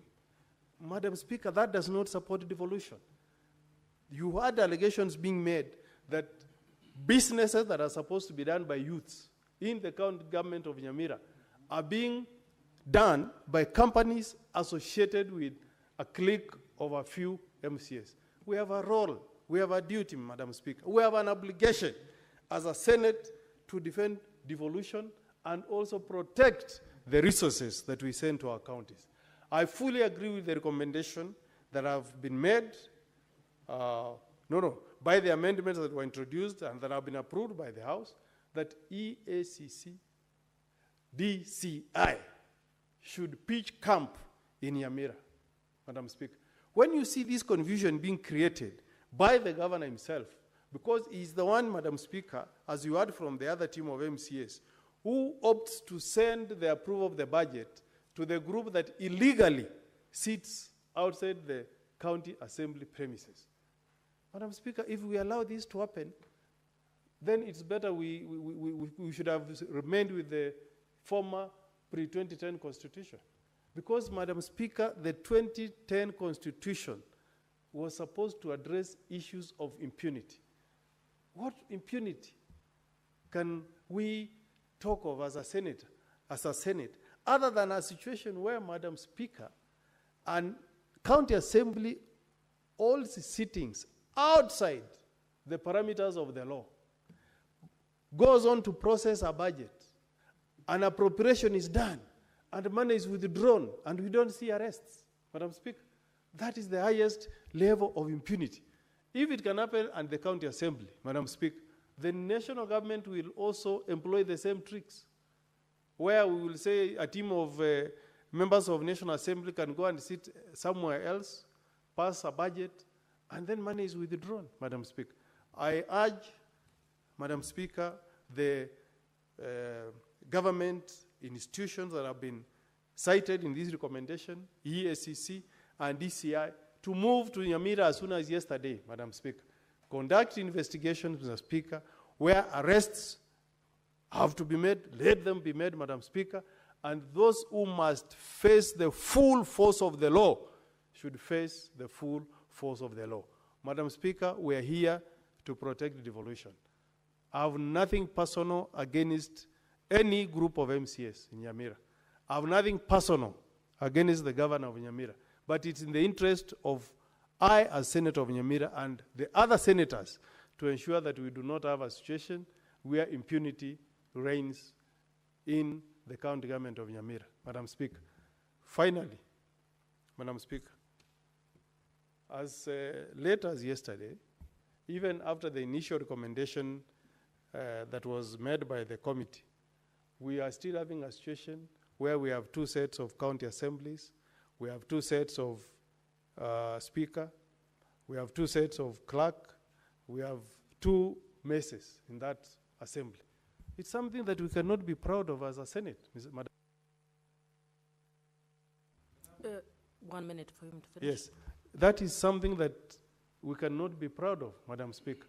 We have a role, Madam Speaker, of ensuring that there is sanity. And if this persists, Madam Speaker.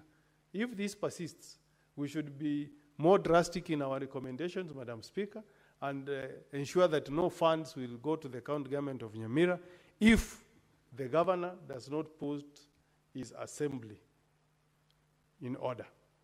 We cannot allow this degeneration of chaos, this negative reporting every day about a great county like the county of Nyamira. And I thank you for protecting Dr. Fred Matiang'i from the insinuations that were being made by Senator Okech that he could be part of the enterprise of Governor Nyaribo. He's a clean man, Madam Speaker, and we don't want him to be associated with the level of incompetence being displayed in the county government of Nyamira. I thank you, Madam Speaker.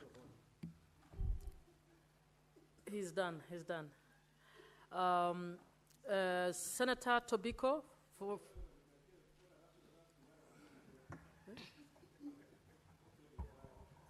No. There's no other senator, so Senator Tobiko is actually replying on behalf of the committee. Yeah. Thank you, Madam Speaker. Madam Speaker, thank you for giving me this opportunity to reply on behalf of the chair and on behalf of the committee, Madam Speaker. Madam Speaker, the situation in Nyamira is complex. Madam Speaker, as the House has now heard, that the County Assembly is divided into two, a group that is holding meetings outside the usual chamber, and another team, Madam Speaker, with a speaker, an MCA, a sitting MCA purported to be a speaker, Madam Speaker, and even court rulings that seems to complicate the situation further. Madam Speaker, let me say, members of the Committee of Devolution have listened carefully to the contributions of members. Madam Speaker, and for the comfort of the many members who have spoken and spoken passionately, the committee will take into consideration the views of members before doing the final report, Madam Speaker. And the committee is fully committed to protecting devolution, Madam Speaker, solving amicably disputes in the devolved units, Madam Speaker. Madam Speaker, it is, I'm sure it has come to the knowledge of this House that it's not only in Nyamira that we have had very complicated situations. We successfully brokered a peaceful situation in Trans Nzoia. Madam Speaker, the committee will work closely with JLAC on the arising legal issues. And Madam Speaker, I believe this House collectively, because the committee only sits on behalf of this House will collectively find a solution for Nyamira and for the other county assemblies or county governments that are having issues. And so we are determined, Madam Speaker, to listen to every view that has been given on this floor, and also we'll work very closely with JLAC, Madam Speaker. And for very obvious reasons, Madam Speaker, I will ask that the question be deferred to an appropriate time, Madam Speaker. Thank you very much. It is so deferred. Next order.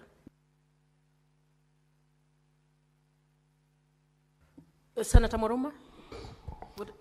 Thank you, Madam Speaker. When I was presenting, I did mention the issue of Taita Taveta, and I would request you, maybe using the standing orders, not limited to standing order number 1, if you can direct that the Committee of Devolution follows up on the issue of County Assembly of Taita Taveta, because the acting speaker is acting for a while, and we need to know if how they are working really is legal, and we also get a report to that effect, Madam Speaker, all in the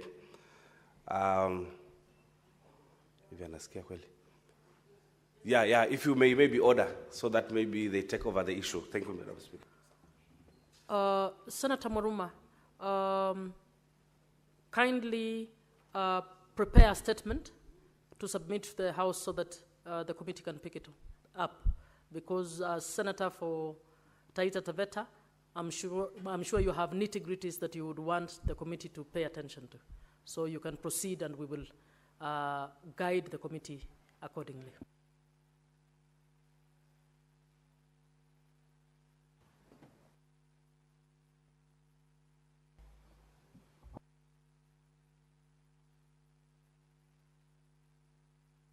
Honorable members, we defer order number 8, 9, 10. Next order. Order number 11, the Creative Economy Support Bill, Senate Bills number 30 of 2024, second reading, resumption of debate. Senator Sigei.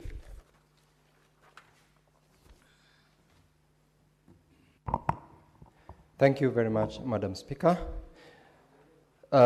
Yesterday, when the House rose, I had begun to appreciate the Honorable Senator Eddy for a very well thought out legislation in seeking to support and create an opportunity for the current and future generations who are in the creative arts. And Madam Speaker just began laying out or laying down the economic value of the sector, both within the country and outside.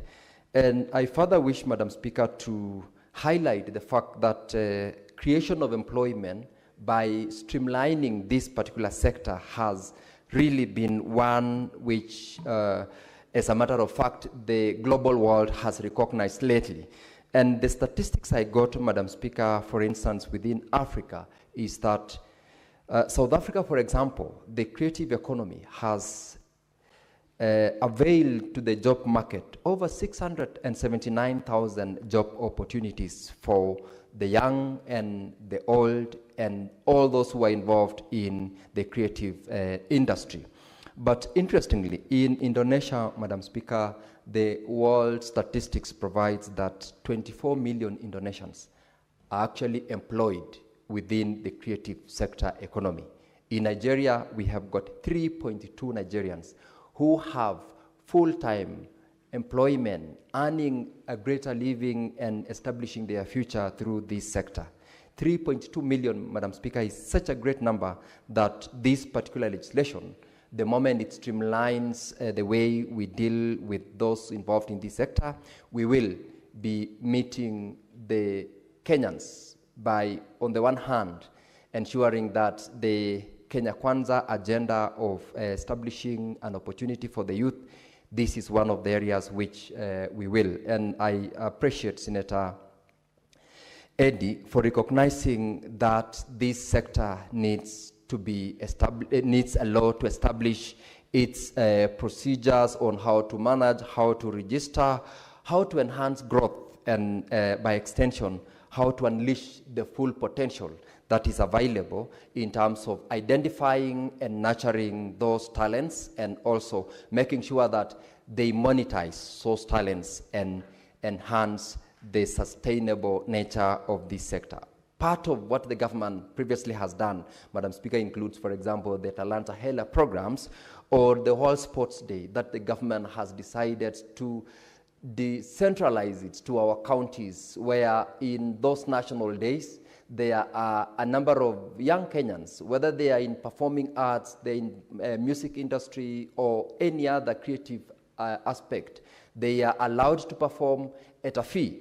And I would like to say that once we have a law in place, the statements which, for instance, were made yesterday by Senator Mungatana, that those who performed in one of the functions in his county, upon their conclusion, decided to take the mic and say, we will not accept to be paid 10,000, or rather 5,000, but we would want to be paid 10,000. This bill, once it becomes law, will give an opportunity to those creative arts performers to know beforehand that we have negotiated for a certain amount, and therefore they are able to plan.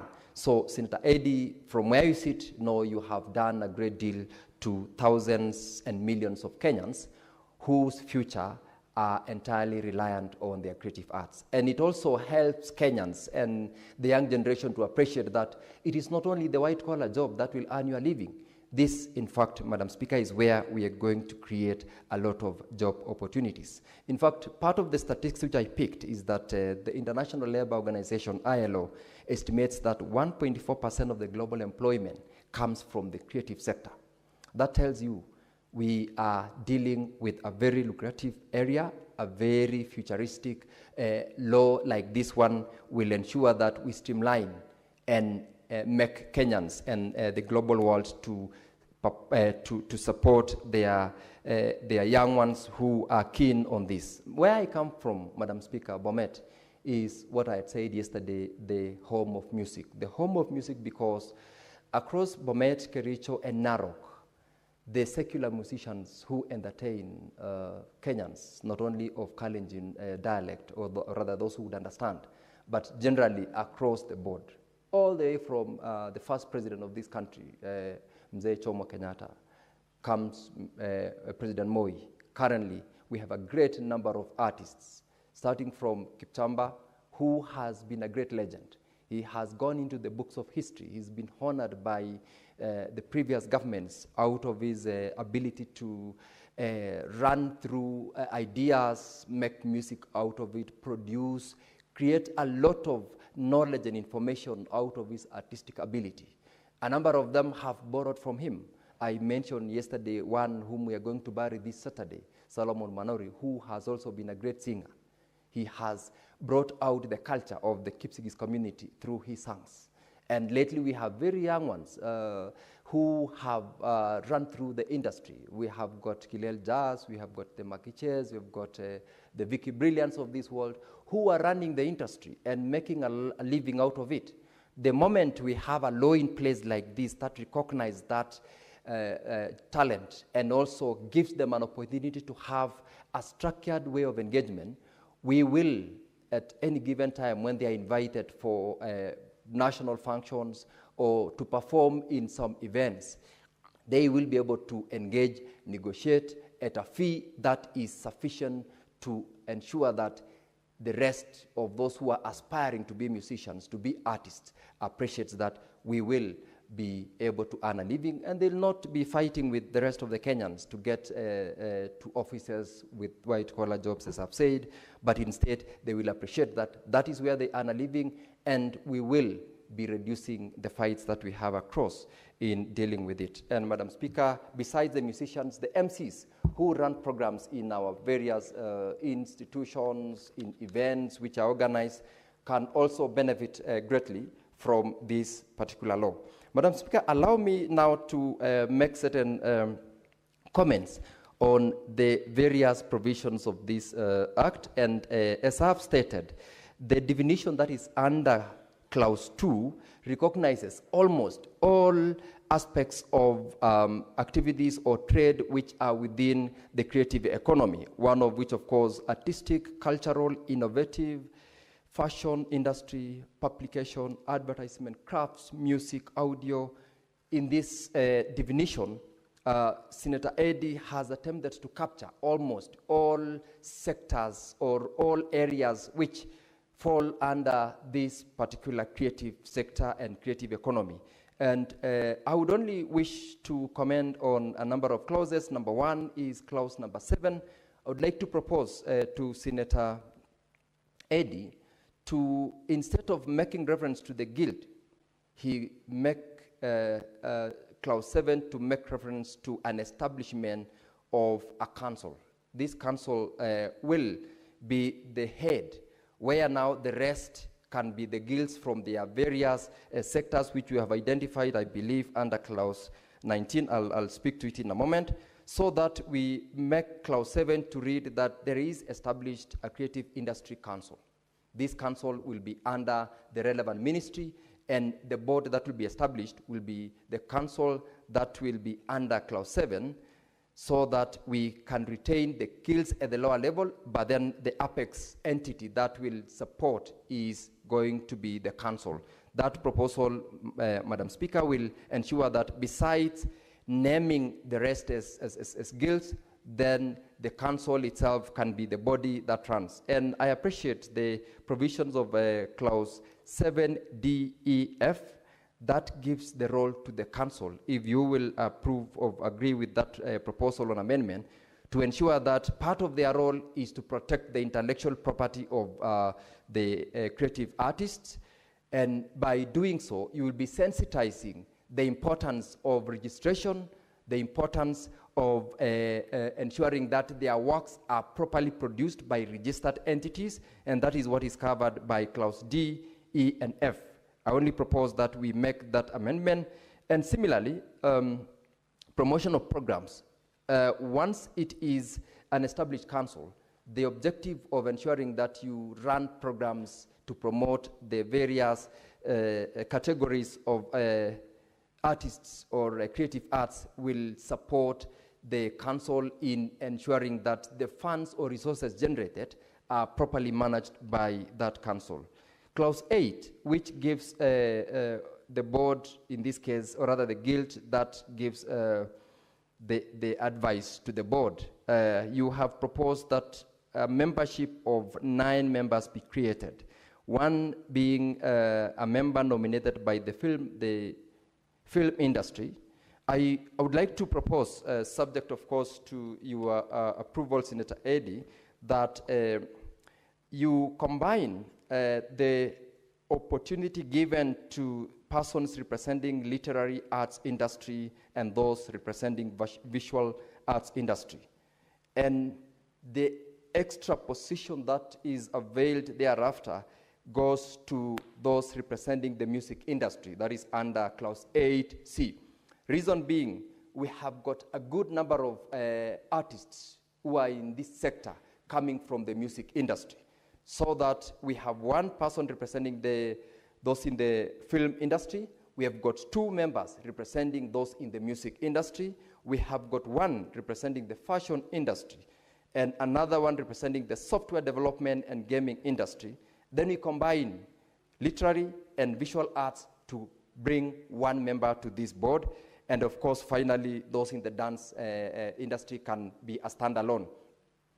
Further, I would wish that we also ensure that we provide for a manner in which these respective groups can nominate their representatives, such that, if it is possible, introduce a clause that allows them at their grassroots level to conduct an election, so that they do their own independent election as represented as members of the film industry, forward to the council 1 member.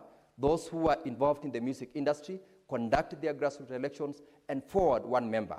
If you were to agree, introduce a clause after clause 8 to be clause 8.2, that clause 8.2, yes, clause 8.1a, introduce clause 8.1a that will give the sector an opportunity to elect their representatives from the grassroots level and forward the proposed or the elected member's name to the council, or rather to the cabinet secretary for appointment as a member of the council. That way, you will avoid the council being involved in sector elections, or rather sector nominations of representatives who will sit in the council.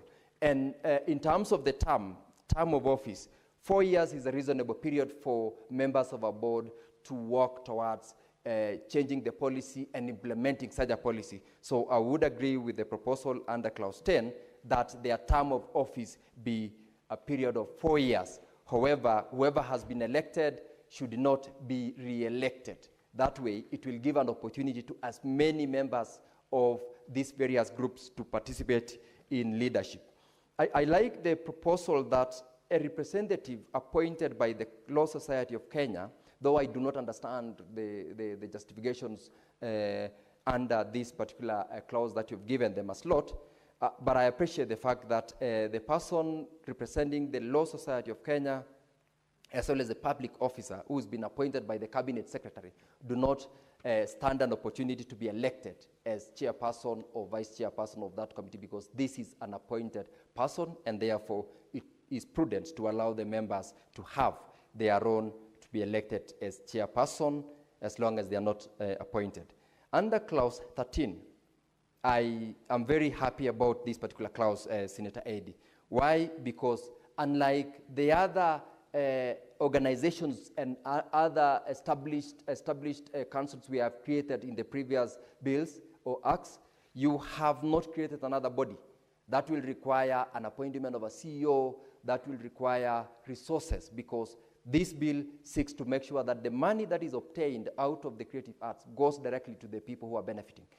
Having the cabinet secretary to designate an appropriate administrative unit is quite a very good provision. And I appreciate you for this, because this way we are not creating an agency. We are not utilizing public resources to create another position for a CEO or for generating a... Honorable Senators, it is now 6:30 p.m. Time to adjourn the Senate. The Senate therefore stands adjourned until tomorrow, Thursday, 15th May 2025 at 2:30 p.m. Senator Sigei, you have 3.5 minutes left before you finish.